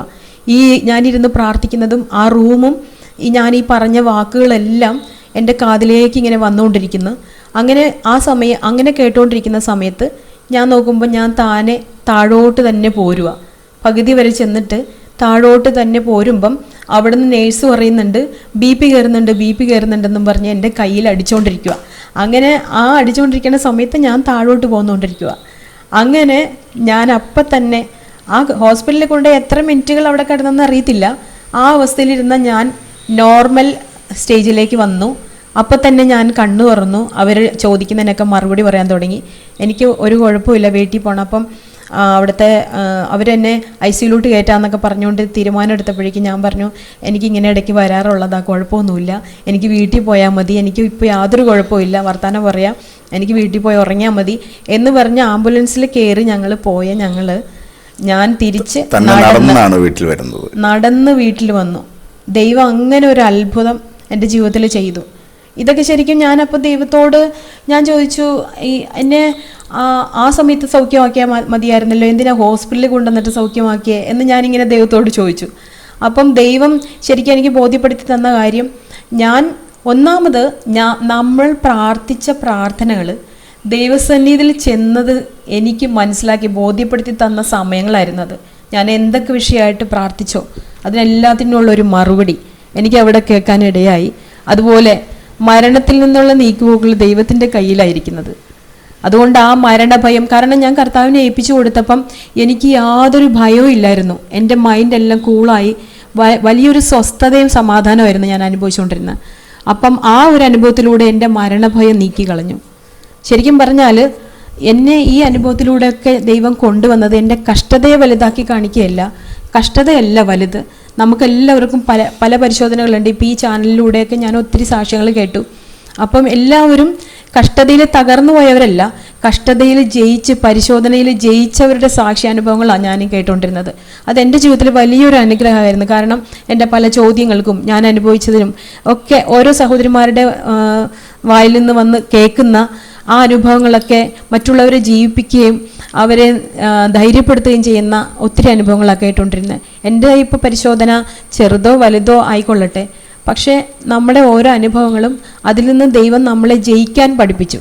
എനിക്ക് ശരിക്കും പറഞ്ഞാൽ എൻ്റെ പ്രതിസന്ധികളെ തരണം ചെയ്യാനുള്ള ദൈവകൃപ എനിക്ക് നൽകി തന്നു. ഞാൻ വലുതെന്ന് വിചാരിച്ചുകൊണ്ടിരുന്ന കാര്യങ്ങൾ, വലുതായി കണ്ട സ്നേഹം, മനുഷ്യൻ്റെ സ്നേഹം, ദൈവത്തെക്കാളും ഉപരിയായിട്ട് ഒരു മനുഷ്യരെയും സ്നേഹിക്കരുതെന്ന് കർത്താവ് എന്നെ പഠിപ്പിച്ചു തന്നു. കാരണം ആ സ്നേഹമൊക്കെ നഷ്ടപ്പെട്ട സമയങ്ങളുണ്ടായിരുന്നു. ആർക്കും ഒന്നും ചെയ്യാൻ പറ്റാത്ത അവസരങ്ങളിൽ ദൈവം മാത്രമായിരുന്നു എന്നെ നിലനിർത്തിയത്. അതുകൊണ്ട് എനിക്ക് പറയാനുള്ള എൻ്റെ അനുഭവം എന്ന് പറഞ്ഞാൽ, നമ്മൾ തകർന്നു പോയി എന്ന് വിചാരിക്കുമ്പം തകർന്നു പോകുകയല്ല. ദൈവം നമുക്ക് പരിശോധന തരുമ്പം അതിനുള്ള പോക്കുവഴി, എനിക്ക് കിട്ടിയ പോക്കുവഴി എന്ന് പറയുന്നത് പ്രാർത്ഥനയാണ്. എൻ്റെ പ്രാർത്ഥന കേൾക്കുന്ന ദൈവം നമ്മുടെ ഓരോരുത്തരുടെയും പ്രാർത്ഥന കേൾക്കും. നമ്മളെ അതിൽ നിന്ന് വിടുവിക്കാൻ ദൈവം ശക്തനാണ്. ഏതൊക്കെ പ്രതിസന്ധിയിലൂടെ പോയാലും ഞാനിപ്പോഴും രോഗം അനുഭവിക്കുന്നുണ്ട്. പക്ഷേ ആ രോഗത്തിൻ്റെ മധ്യത്തിൽ നിന്ന് കർത്താവിന് വേണ്ടി ദൈവം അയക്കുന്നിടത്തൊക്കെ എനിക്ക് ചെയ്യാൻ പറ്റൂല എന്ന് വിചാരിച്ച് വാദിച്ചുകൊണ്ടിരുന്ന കാര്യങ്ങളൊക്കെ ദൈവം ചെയ്യാൻ പറ്റും എന്ന് പറഞ്ഞ് തെളിയിച്ചുകൊണ്ടിരിക്കുകയാണ്. അങ്ങനെയുള്ള അനുഭവത്തിലൂടെയാണ് ദൈവം ഞങ്ങളെ കൊണ്ടുപോകുന്നത്. ശരിക്കും ഞങ്ങളുടെ ജീവിതത്തിൽ ഇത് അനുഭവിക്കുന്ന സമയത്ത് ദൈവം എന്നോട് വ്യക്തിപരമായി സംസാരിച്ച ചില കാര്യങ്ങളുണ്ട്. അപ്പോഴാണ് ശരിക്കും ക്രിസ്തീയ ജീവിതത്തിൻ്റെ പ്രാധാന്യം എത്രമാത്രം ഉണ്ടെന്ന് മനസ്സിലാകുന്നത്. ശരിക്കും ഞങ്ങൾ ഈ ഒരു കാലഘട്ടത്തിലേക്ക്, ഈ ഒരു സാഹചര്യത്തിലേക്ക് പോയപ്പം ഈ കഴിഞ്ഞ ഒരു 10 വർഷം എന്ന് പറയുന്നത് ഞങ്ങളുടെ എല്ലാ കോണ്ടാക്ട്സും നിന്നുപോയി. കാരണം അതുവരെ 10-14 വർഷം ഞങ്ങൾ താമസിച്ച കോട്ടയത്താണ്. അപ്പോൾ എല്ലാ ബന്ധങ്ങളും അവിടെ ആയതുകൊണ്ട് ഞങ്ങളിങ്ങനെ ഒരു സാഹചര്യവശാൽ വീട്ടിൽ നിന്ന് പോരേണ്ടി വന്നുകൊണ്ട് ഞങ്ങളുടെ എല്ലാ ബന്ധങ്ങളും മാറിയതുകൊണ്ട് ഞങ്ങളുടെ ആകെ ഉപജീവനമാർഗം എന്ന് പറയുന്നത് ഇത് മ്യൂസിക്കാണ്, മ്യൂസിക് മിനിസ്ട്രിയാണ്. ആളുകൾ പിന്നെ വിളിക്കാതായി. അത് വിളിക്കാതായിട്ട് പറഞ്ഞാൽ വിശ്വസിക്കുമെന്നറിയില്ല. ആളുകളുടെ മുൻപിലെല്ലാം അല്ലെങ്കിൽ മറ്റുള്ളവരുടെ മ്യൂസീഷ്യൻസിൻ്റെ എല്ലാ ഇടയിൽ ദൈവകൃപയാൽ നമ്മളോട് സ്നേഹവും ബഹുമാനവും അന്നുമുണ്ട് ഇന്നുമുണ്ട്. ആ സമയങ്ങളിലെല്ലാം നമുക്ക് മീറ്റിങ്ങൊക്കെ ഇഷ്ടം പോലെയുണ്ട്. പക്ഷേ ഈ സാഹചര്യത്തിലൂടെ കടന്നു പോയപ്പോൾ ഏകദേശം ഒരു 2.5 വർഷത്തോളം ഒരൊറ്റ പ്രോഗ്രാം പോലും ഇല്ലാതെ ഞാൻ വീട്ടിലിരിക്കുകയായിരുന്നു. ഞാനിത് പല ആളുകളോട് ഞങ്ങൾ പേഴ്സണലി ഞാനിത് ഷെയർ ചെയ്തപ്പോൾ അവർ ചോദിച്ചു, ചേട്ടാ ഇങ്ങനൊരു അനുഭവം നിങ്ങളുടെ ജീവിതത്തിലുണ്ടെന്ന് ഞങ്ങൾ ഒരിക്കലും വിശ്വസിക്കാൻ പറ്റത്തില്ലെന്ന് പറഞ്ഞു. ആ സമയത്ത് ഞാനൊരു റെക്കോർഡിംഗ് സ്റ്റുഡിയോയിൽ റെക്കോർഡിസ്റ്റായിട്ട് ഒരു 3.5 വർഷം വർക്ക് ചെയ്തു. കാരണം അന്ന് ആ റെക്കോർഡിംഗ് സ്റ്റുഡിയോയിൽ നിന്ന് കിട്ടുന്ന വരുമാനം എന്ന് പറയുന്നത് മണിക്കൂറിന് വെറും 150 രൂപയാണ്. ചില സമയങ്ങളിൽ 1-2 മണിക്കൂർ വർക്കുണ്ടാവും, ചിലപ്പോൾ 1 മണിക്കൂറുണ്ടാവും. കാരണം എനിക്കെന്നെ എൻ്റെ ഒരു ട്രെയിനിങ് പീരീഡ് പോലെയായിരുന്നു ആ സമയത്ത്. അതുകൊണ്ട് എനിക്ക് പ്രത്യേകിച്ചൊരു പേയ്മെൻറ്റ് പറയാനോ സാലറി പറയാനൊന്നുമില്ല. ആ സമയം കൊണ്ട് അങ്ങനെ അവിടെ കമ്മിറ്റഡ് ആയതുകൊണ്ട് എനിക്ക് മറ്റ് പ്രോഗ്രാം വന്നാൽ പോലും പോകാൻ പറ്റാത്ത അവസ്ഥ വന്നു. ഞാനിത് പ്രോഗ്രാം ഇല്ലാത്തതിൻ്റെ കാര്യം പറയാൻ വേണ്ടിയല്ല. ഈ ദൈവത്തിന് ഇങ്ങനെ വാക്യമുണ്ടല്ലോ, ഞാൻ നിങ്ങളെ മരുഭൂമിയിലേക്ക് വിളിച്ചുകൊണ്ട് പോയി ഞാൻ നിന്നോട് ഹൃദ്യമായി സംസാരിക്കും. മരുഭൂമി എന്ന് പറയുന്നത് നമ്മുടെ ശൂന്യതയാണ്, നമ്മുടെ ഡ്രൈനസ്സാണ്. ജീവിതത്തിൻ്റെ എല്ലാ മേഖലയിലും ചിലപ്പോൾ അങ്ങനെയായിരിക്കാം. ചിലപ്പോൾ ആത്മീയമായുള്ള ഡ്രൈനസ് ഉണ്ടാവാം, ഭൗതികമായ ഏത് കാര്യവും. പക്ഷെ ഞങ്ങളുടെ ജീവിതത്തിൽ ഇത് വന്നപ്പോൾ ഒന്നിനും ഉത്തരമില്ല. ഞങ്ങളിൽ നിന്ന് കുറച്ച് ചോദ്യം മാത്രമേ ഉള്ളൂ കർത്താവിലേക്ക്.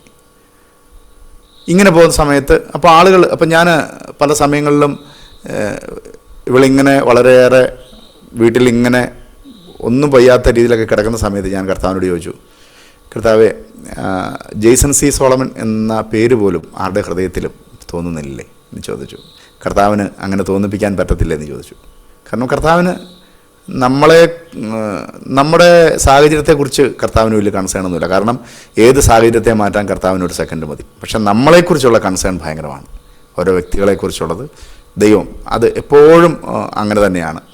നമുക്ക് ഏത് സാഹചര്യമാണ്, കർത്താവിന് ചെറിയ രോഗമെന്നോ വലിയ രോഗമൊന്നുമില്ല. കർത്താവിനെല്ലാം ഒരുപോലെയുള്ളൂ. എല്ലാം എത്ര വലുതാണെങ്കിലും കർത്താവിന് അത് പരിഹരിക്കാൻ 1 സെക്കൻഡ് മതി. എന്നിട്ടും നമ്മുടെ ജീവിതത്തിൽ ഇങ്ങനെ സംഭവിച്ചു എന്ന് പല ചോദ്യങ്ങളും ഉണ്ടായി. ആരുടെ ഹൃദയത്തിൽ തോന്നില്ല, ആരും വിളിക്കാതായി. നമ്മുടെ വീടിൻ്റെ വാടക കൊടുക്കണം, കുഞ്ഞുങ്ങൾ പഠിച്ചുകൊണ്ടിരിക്കുന്നു, ഒരു കാര്യങ്ങളും അവിടെ ഇവിടെ എന്നും എത്തുന്നില്ല. 2 അറ്റവും കൂടെ കൂട്ടിമുട്ടിക്കാൻ ശ്രമിച്ചിട്ട് സാധിക്കുന്നില്ല. അങ്ങനെ ഇരിക്കുന്ന സമയത്ത് ഇങ്ങനെയൊക്കെ പോകുന്നുണ്ടെങ്കിലും നമ്മുടെ ഹൃദയത്തിൽ നമ്മൾ ഈ സെക്കുലർ ഫീൽഡിൽ നിന്ന് വന്നിട്ടുള്ളത് കൊണ്ട് ഒരു പ്രോഗ്രാമിൻ്റെ ക്വാളിറ്റിയും അതിൻ്റെ എങ്ങനെയാണ് നടത്തേണ്ടത്, എങ്ങനെയൊക്കെ ആയിരിക്കണം, ഒരു പ്രൊഫഷണലി എങ്ങനെ ആയിരിക്കണം ചെയ്യണം എന്നുള്ള ഒരു ബോധ്യം നമുക്കുണ്ട്. അപ്പോൾ അതിനെക്കുറിച്ച് ചിന്തിക്കുകയും നമുക്കൊരു മീറ്റിംഗ് വന്നാൽ ഇങ്ങനെ ആയിരിക്കണം എന്നൊക്കെയുള്ള ഒരു കാൽക്കുലേഷനിൽ നമ്മൾ പോകുക.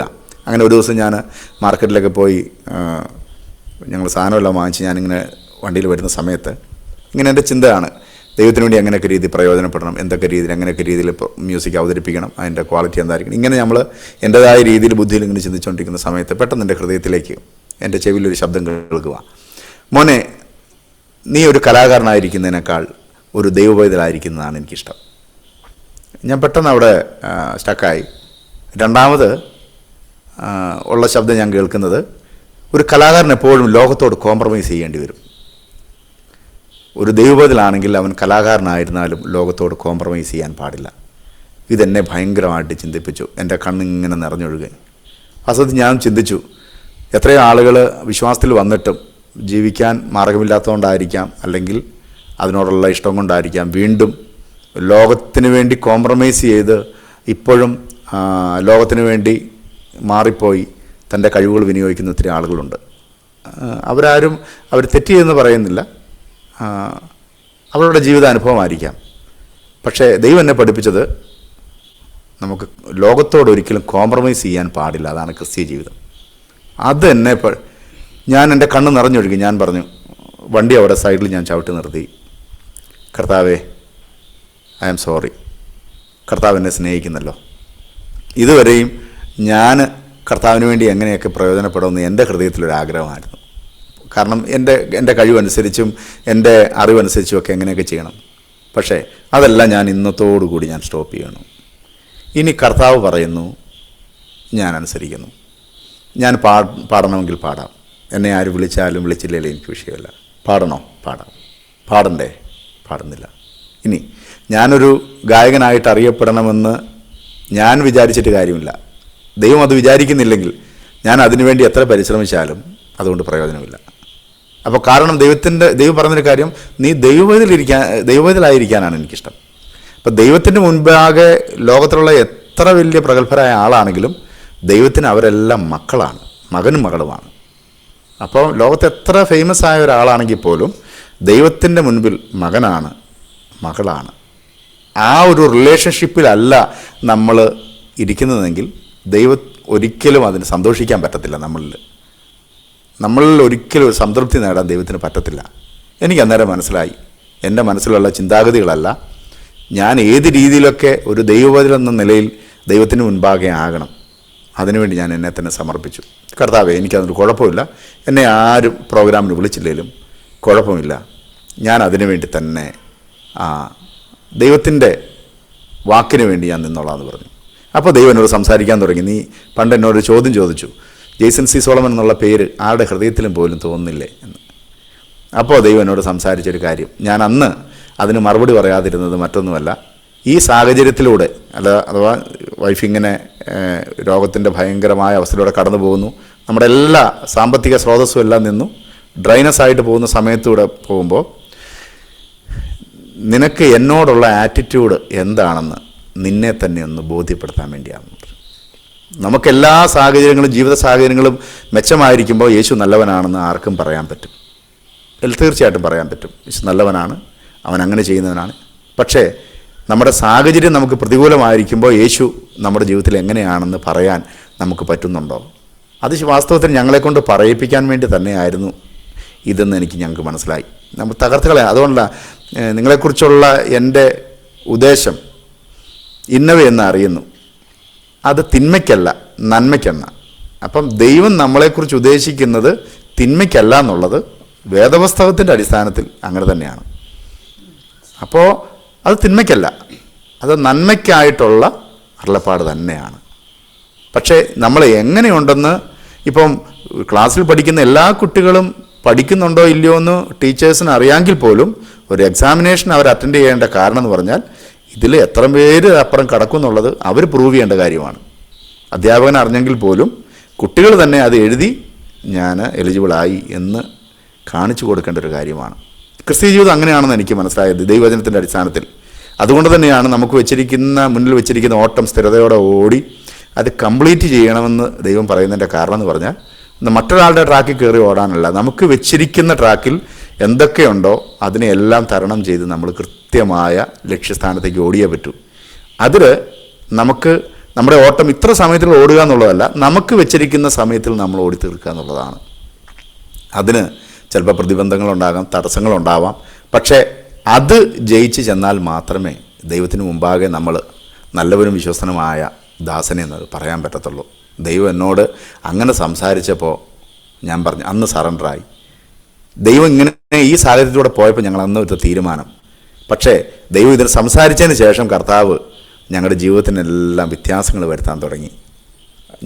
അതുകൊണ്ട് ഞങ്ങൾക്ക് പറയാനുള്ള ഒറ്റ കാര്യമേ ഉള്ളൂ, ഇത് ഞങ്ങൾ മാത്രമല്ല, ഞങ്ങൾ ഒത്തിരി ഈ ചാനലിലൂടെ പല ടെസ്റ്റ് മണി കേട്ടു, അതെല്ലാം ഞങ്ങളുടെ ജീവിതത്തെ വളരെയേറെ ഉറപ്പിക്കുന്നതായിരുന്നു. ഞാൻ പറയാൻ കാരണം അതുകൊണ്ട് പ്രത്യേകം അതിന് ഞങ്ങൾ നന്ദി പറയുന്നു. ഇങ്ങനെയുള്ള ഒരു ചാനൽ അതിനുവേണ്ടി തന്നെ തുടങ്ങിയത് ദൈവം നിങ്ങളെ ധാരാളമായി അനുഗ്രഹിക്കട്ടെ. ഈ ഒത്തിരി ആളുകൾ ചിലപ്പോൾ പല രീതിയിൽ ചില മനോഭാവത്തോടു കൂടിയായിരിക്കും ചിലപ്പം ഇതാദ്യം കേൾക്കാനിരിക്കുന്നത്.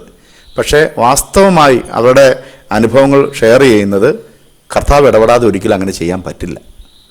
കർത്താവ് അങ്ങനെ മാറ്റം വരുത്താതെ പറയാൻ പറ്റില്ല.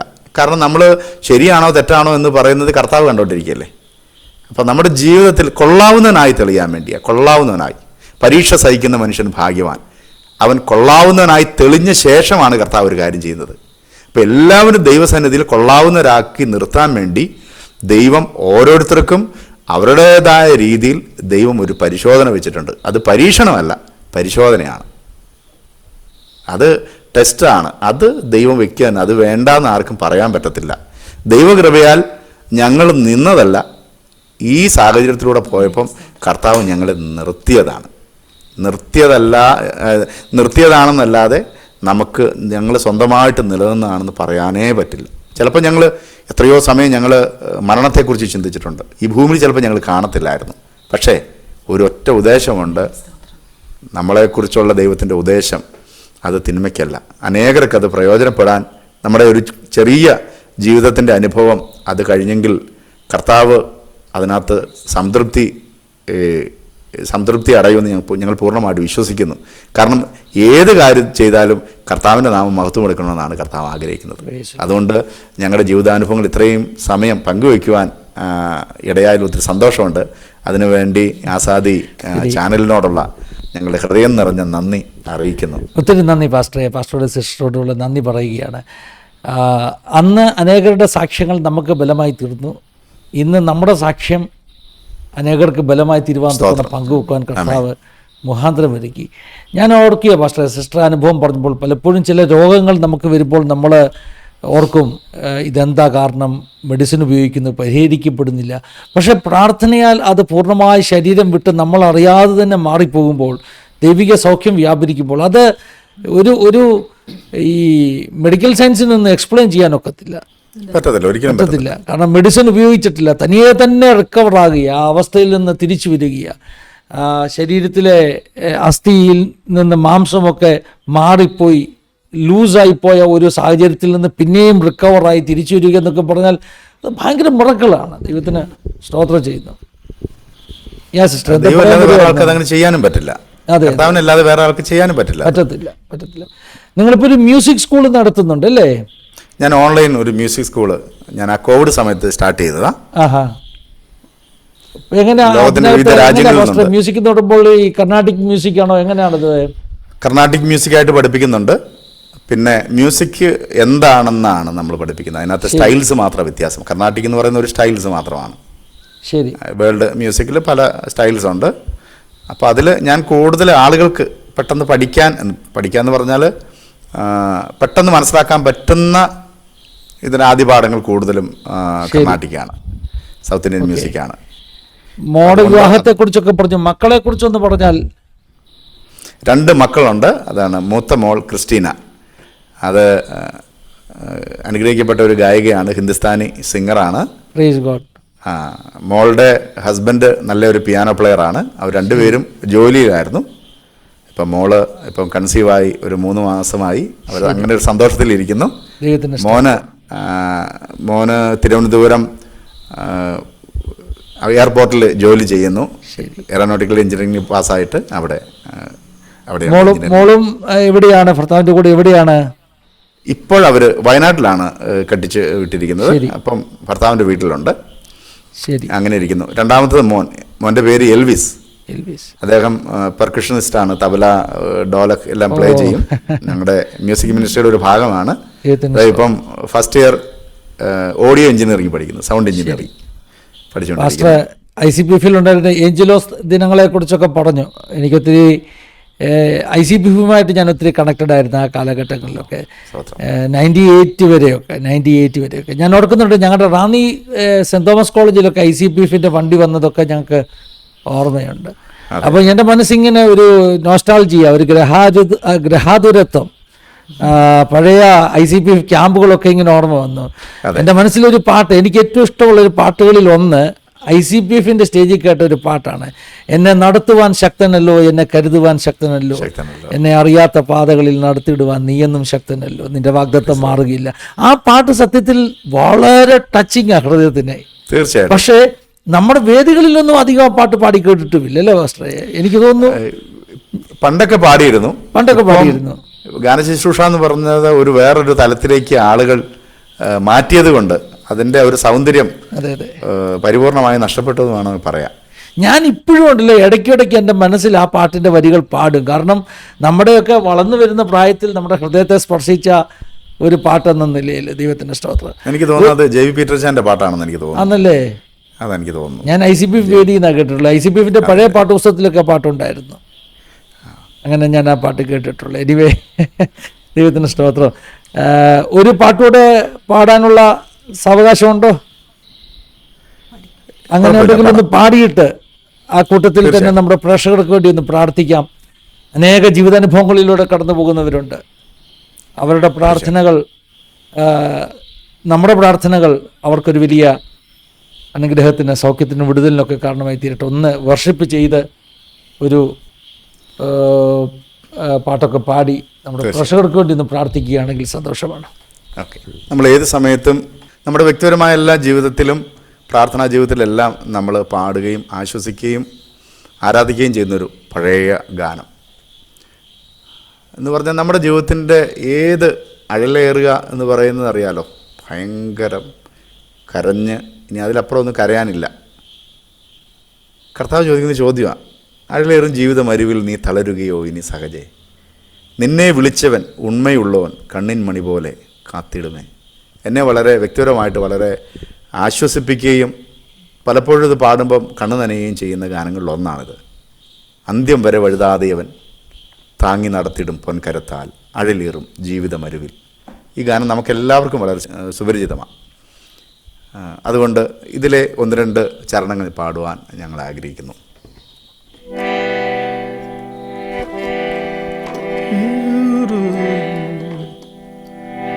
നിന്നെ വിളിച്ചവനുണ്മയുള്ളോ കണ്ണിൻ മണി പോലെ കാത്തിടുമേ. അന്ത്യം വരെ വഴുതാതെയവൻ താങ്ങി നടത്തിടും പൊൻകരത്താ.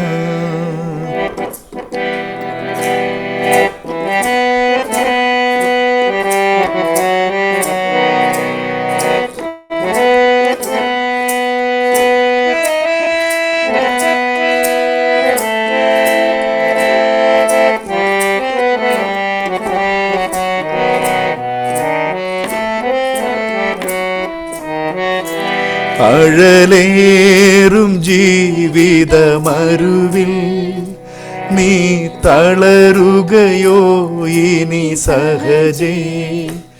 അഴലേറും ജീവിതമരുവിൽ നീ തളരുകയോ ഇനി സഹജേ? നിന്നെ വിളിച്ചവനുണ്മയുള്ളോൻ കണ്ണിൻ മണി പോലെ കാത്തിടുമേ. അന്ത്യം വരെ വഴുതാതെയവൻ താങ്ങി നടത്തിടും പൊൻകരത്താൽ അഴലേറും ജീവിതമരുവിൽ നീ തളരുകയോ ഇനി സഹജേ? അഴലേറും ജീവിതമരുവിൽ നീ തളരുകയോ ഇനി സഹജേ? കാർമുകിലേറെ കരേറുകിലും കാണുന്നില്ലേ മഴവില്ലതിന്മേൽ?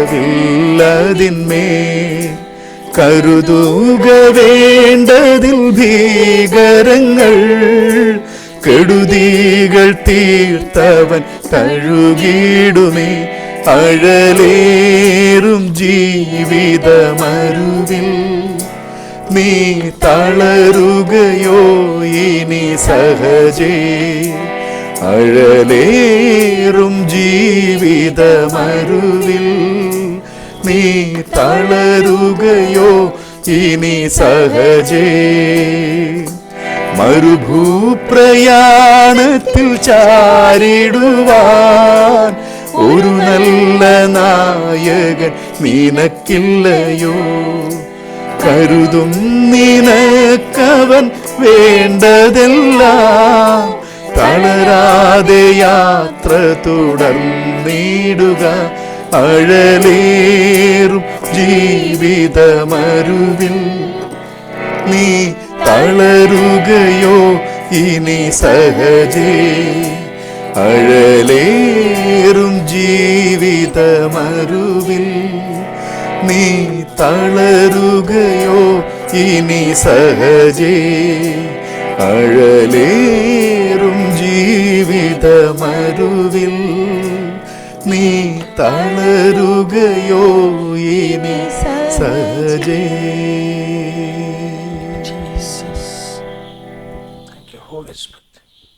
പാസ്റ്റർക്ക് തന്നെ നമ്മുടെ വ്യൂവേഴ്സിന് വേണ്ടി ഒന്ന് പ്രാർത്ഥിക്കാം. തളർന്ന സാഹചര്യങ്ങളിലൂടെ പോകുന്നവർ, രോഗികളായിരിക്കുന്നവർ, കർത്താവിൻ്റെ സൗഖ്യദായക ശക്തി ഒന്ന് അനുഭവിപ്പാനിടയായി തീരട്ടെ. ആ ഒരു അപ്പച്ചൻ ഏനാത്ത് വെച്ച് അല്ലേ, അടൂർ ഏനാത്ത് വെച്ച് വന്ന് കണ്ണുനീരോടുകൂടെ പറഞ്ഞ് എനിക്ക് സമാധാനം വേണമെന്ന്. സമാധാനം ആഗ്രഹിക്കുന്ന അനേകരുണ്ട്. യേശുവിൻ്റെ അടുക്കൽ നിന്ന് മാത്രമേ സമാധാനം ലഭിക്കുകയുള്ളൂ. ഒന്നിച്ച് നമുക്ക് പ്രാർത്ഥിക്കാം. പാസ്റ്റർക്ക് തന്നെ ഒന്ന് പ്രാർത്ഥിക്കാം. സ്തോത്രം. ഞങ്ങളുടെ പ്രിയ പിതാവേ, ഇത്രയും സമയം കർത്താവ് ഞങ്ങളുടെ ജീവിതത്തിൽ നൽകി തന്ന നല്ല കൂട്ടായ്മയ്ക്കായി സ്തോത്രം ചെയ്യുന്നു. ഞങ്ങളുടെ ജീവിതത്തിലൊന്നും യാദൃശ്ചികമായി സംഭവിക്കുന്നേയില്ല. എല്ലാം സ്വർഗീയ പദ്ധതി പ്രകാരം അതത് സമയത്ത് ഞങ്ങളുടെ ജീവിതത്തിൽ നടക്കുന്നതാണ്. എന്നാൽ ഞങ്ങൾക്കത് തിരിച്ചറിയാനുള്ള ബുദ്ധിയില്ല, കഴിവില്ല, ആത്മീയ പക്വതയില്ല. എന്നാൽ ദൈവം തന്നെ സ്നേഹിക്കുന്നവർക്ക് ഒരുക്കിയിരിക്കുന്നത് ഒരു കണ്ണ് കണ്ടിട്ടില്ല, ഒരു ചെവി കേട്ടിട്ടില്ല, ആരുടെയും ഹൃദയത്തിൽ തോന്നിയിട്ടുമില്ല. അതുമാത്രമല്ല കർത്താവേ, ഞങ്ങളുടെ ജീവിതത്തിൽ സംഭവിക്കുന്നതെല്ലാം നന്മയ്ക്കാക്കി കർത്താവ് തീർക്കുന്നതിനായി സ്തോത്രം. ഞങ്ങളുടെ ജീവിതാനുഭവങ്ങളിൽ ഇത്രയും സമയം ഞങ്ങൾക്ക് ചിലവഴിക്കുവാനിടയായി, അതിനെക്കുറിച്ച് ഞങ്ങൾക്ക് സംസാരിക്കുവാനിടയായി. എന്നാൽ ഞങ്ങൾ പറഞ്ഞതിലും ഞങ്ങൾ അവതരിപ്പിച്ചതിലും എത്രയോ ഭയാനകരമായിരുന്നു ഞങ്ങൾ അനുഭവിച്ചതെന്ന് ഓർക്കുന്നു. എന്നാൽ ഞങ്ങൾ അനുഭവിച്ചതിനേക്കാൾ എത്രയോ മടങ്ങ് ഭയാനകമായിരുന്നു ഞങ്ങളെ രക്ഷിക്കുവാൻ വേണ്ടി അവിടുന്ന് കാൽവരി ക്രൂശിൽ ചൊരിഞ്ഞ ആ രക്തത്തിൻ്റെ വില. നിങ്ങളുടെ ഉള്ളിൽ ക്ഷീണിച്ചു മടുക്കാതിരിപ്പാൻ പാപികളാൽ തനിക്ക് നേരിട്ട ഇങ്ങനെയുള്ള വിരോധം സഹിച്ചവനെ ധ്യാനിച്ചുകൊള്ളുവിൻ എന്ന് ദൈവത്തിൻ്റെ വചനം പറയുന്നല്ലോ. ഞങ്ങളുടെ കഷ്ടത അനുഭവിച്ചു എന്ന് പറയുന്ന സമയത്ത് ഞങ്ങൾക്ക് മുൻപേ അതിനേക്കാൾ അതിവ്യഥയോടെ ഞങ്ങൾക്ക് വേണ്ടി സ്വന്തം ജീവനെ നൽകിത്തന്ന ഒരു നാഥൻ ഞങ്ങൾക്കുണ്ടെന്നത് ഞങ്ങൾ ഒരിക്കലും മറക്കാതെ ഇരിക്കുവാൻ, ഞങ്ങളുടെ ജീവിതത്തിൽ കർത്താവിൻ്റെ സ്നേഹത്തെ രുചിച്ചറിയുവാൻ, ഞങ്ങളുടെ ജീവിതത്തിൽ ഞങ്ങൾ അനുഭവിക്കേണ്ടി വന്ന ഈ കൊച്ചു കൊച്ചു സാഹചര്യങ്ങളെല്ലാം എത്രയോ നിസ്സാരമാണെന്ന് കർത്താവിൻ്റെ സ്നേഹത്തിന് മുൻപാകെ ഞങ്ങൾ സമ്മതിക്കുന്നു കർത്താവേ. എന്നാൽ ഞങ്ങൾ ഈ സ്നേഹമെല്ലാം പങ്കുവയ്ക്കുമ്പോൾ, ഞങ്ങളുടെ ജീവിതത്തിൽ ഞങ്ങൾ അനുഭവിച്ചത് പങ്കുവയ്ക്കുമ്പോൾ ഞങ്ങൾ എന്തോ ആയി എന്നൊന്നുമല്ല കർത്താവെ ഞങ്ങൾ പറയാൻ ആഗ്രഹിക്കുന്നത്. കർത്താവിൻ്റെ സ്നേഹം ഏത് വിധേനയും ഒരു വ്യക്തിയെങ്കിലും മാനസാന്തരത്തിലേക്ക് കൊണ്ടുവരുവാൻ ഞങ്ങളുടെ ജീവിതാനുഭവം കാരണമായി തീർന്നുവെങ്കിൽ അതിൽ ഞങ്ങൾ സന്തോഷിക്കുന്നു കർത്താവെ. കാരണം കർത്താവ് ഞങ്ങളുടെ ജീവിതത്തിൽ നൽകിയതെല്ലാം അത് തിന്മയ്ക്കല്ല, നന്മയ്ക്കാണ്. ഞങ്ങളുടെ ജീവിതത്തിൽ സംഭവിക്കുന്നതെല്ലാം നന്മയ്ക്കായിട്ട് കൂടി വ്യാപരിക്കുന്നത്. തൻ്റെ സ്നേഹിക്കുന്നവർക്ക് ജീവിതത്തിൽ സംഭവിക്കുന്നതെല്ലാം നന്മയ്ക്കാക്കി തീർക്കുന്ന ഒരു നല്ല കർത്താവ് ഞങ്ങൾക്കുള്ളതിനായി സ്തോത്രം ചെയ്യുന്നു. ഞങ്ങളെ ഇത്രയും സമയം ശ്രവിച്ച പ്രിയ പ്രേക്ഷകരെ അങ്ങയുടെ കരങ്ങളിലേക്ക് സമർപ്പിക്കുന്നു. കർത്താവ് ഏതൊക്കെ സാഹചര്യത്തിലുള്ളവരാണ് ഈ ഇൻ്റർവ്യൂ കേട്ടതെന്ന് ഞങ്ങൾക്കറിയില്ല. പക്ഷേ ഞങ്ങൾക്കൊന്നറിയാം, ഞങ്ങൾ കേൾക്കുന്നതിന് മുൻപേ, ഞങ്ങൾ ശ്രദ്ധിക്കുന്നതിന് മുൻപേ കർത്താവ് അവരെ എല്ലാം ശ്രദ്ധിച്ചിരിക്കുന്നു. ഞങ്ങളുടെ ആവശ്യങ്ങൾ അറിയുന്നതിന് മുൻപേ, ഞങ്ങളുടെ ഹൃദയത്തിലെ ആഗ്രഹങ്ങൾ അറിയുന്നതിന് മുൻപേ കർത്താവ് അവരുടെ ഹൃദയത്തിലെ ആഗ്രഹങ്ങളെ അറിയുന്നു. അവരുടെ വേദനകൾ ഞങ്ങൾ അറിയുന്നതിന് മുൻപേ, അവരുടെ പ്രയാസങ്ങൾ അറിയുന്നതിന് മുൻപേ സ്വർഗീയ അപ്പച്ചൻ അത് നേരത്തെ അറിയുന്നതിനായി സ്തോത്രം ചെയ്യുന്നു. അതുകൊണ്ട് ഹൃദയഭാരത്തോടെ, നിരാശയോടെ, ആരെങ്കിലും ജീവിതത്തിൽ ലക്ഷ്യമില്ലാതെ ദൈവത്തെ കുറ്റം പറയുകയും പരിതപിക്കുകയും ചെയ്യുന്ന ആരെങ്കിലും ഞങ്ങളെ കേൾക്കുന്നുണ്ടെങ്കിൽ കർത്താവെ, അവിടുന്ന് ഞങ്ങൾക്ക് മാത്രമല്ല, കർത്താവ് എല്ലാവർക്കും നല്ലവനായ ദൈവമാണ്. എല്ലാവരെയും അത്രമേൽ സ്നേഹിച്ചതുകൊണ്ടാണ് അവസാനത്തുള്ള രക്തം വരെയും ഈ ലോകത്തിന് വേണ്ടി കർത്താവ് നൽകിയത്. ആ സ്നേഹത്തെ ഞങ്ങൾക്ക് അനുഭവിക്കുവാൻ ലഭിച്ച ഭാഗ്യത്തെ ഓർത്ത് നന്ദി പറയുന്നു. ഈ സ്നേഹത്തെ ഒരിക്കലും തള്ളിക്കളയുവാൻ ഇടയാകാതെ വണ്ണം കർത്താവിൻ്റെ ക്രൂശിനോട് ചേരുവാൻ ഞങ്ങളെ ഇടയാക്കണമെന്ന് പ്രാർത്ഥിക്കുന്നു. ഈ വചനം കേട്ടുകൊണ്ടിരിക്കുന്ന, ഞങ്ങളുടെ ഇൻ്റർവ്യൂ കേട്ടുകൊണ്ടിരിക്കുന്ന എല്ലാ പ്രിയപ്പെട്ടവരെയും അങ്ങയുടെ കരങ്ങളിലേക്ക് സമർപ്പിക്കുന്നു. നിരാശയോടെ, ഭാരത്തോടെ, പ്രയാസത്തോടെ രോഗികളായി ആരെങ്കിലും കടന്നു വന്നിട്ടുണ്ടെങ്കിൽ ഞങ്ങളെ സൗഖ്യമാക്കിയ കർത്താവിന് അവരെയും സൗഖ്യമാക്കുവാൻ മനസ്സലിവുള്ള ഒരു ദൈവമാകിയാൽ സ്തോത്രം ചെയ്യുന്നു. അതുകൊണ്ട് പിതാവിൻ്റെയും പുത്രൻ്റെയും പരിശുദ്ധാത്മാവിൻ്റെ നാമത്തിൽ അവരെല്ലാം ഞങ്ങൾ അനുഗ്രഹിച്ച് പ്രാർത്ഥിക്കുന്നു. ദൈവത്തിൻ്റെ സൗഖ്യം അവരിൽ വ്യാപരിക്കുന്നതിനായി സ്തോത്രം ചെയ്യുന്നു. അവരെ കർത്താവ് അനുഗ്രഹിക്കുന്നതിനായി നന്ദി പറയുന്നു. കർത്താവെ, ഇത്രയും സമയം ഈ ചാനലിലൂടെ കർത്താവിൻ്റെ നാമത്തെ ഞങ്ങൾക്ക് സാക്ഷ്യവചനങ്ങളിലൂടെ ഉയർത്തുവാൻ ലഭിച്ച വലിയ ഭാഗ്യത്തിനായി സ്തോത്രം ചെയ്യുന്നു.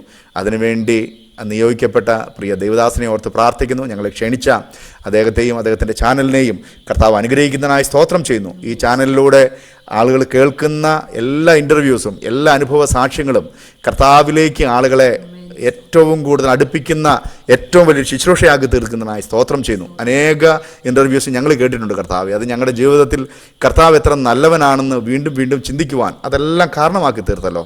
അതുകൊണ്ട് കർത്താവെ ഈ ചാനലിനെയും പ്രിയപ്പെട്ടവരെയും അങ്ങ് അനുഗ്രഹിക്കുന്നതിനായി സ്തോത്രം ചെയ്യുന്നു. തിരുനാമം മഹത്വമെടുക്കണം. ഞങ്ങളെല്ലാവരും ഒരുമിച്ച് അനുഗ്രഹിച്ചാട്ടെ. സകല പ്രാർത്ഥനയും യാചനയും കേട്ടനായി നന്ദി പറയുന്നു. സകലവും ഞങ്ങൾക്കായി ജീവൻ വെച്ച് യേശുവിൻ്റെ നാമത്തിൽ തന്നെ.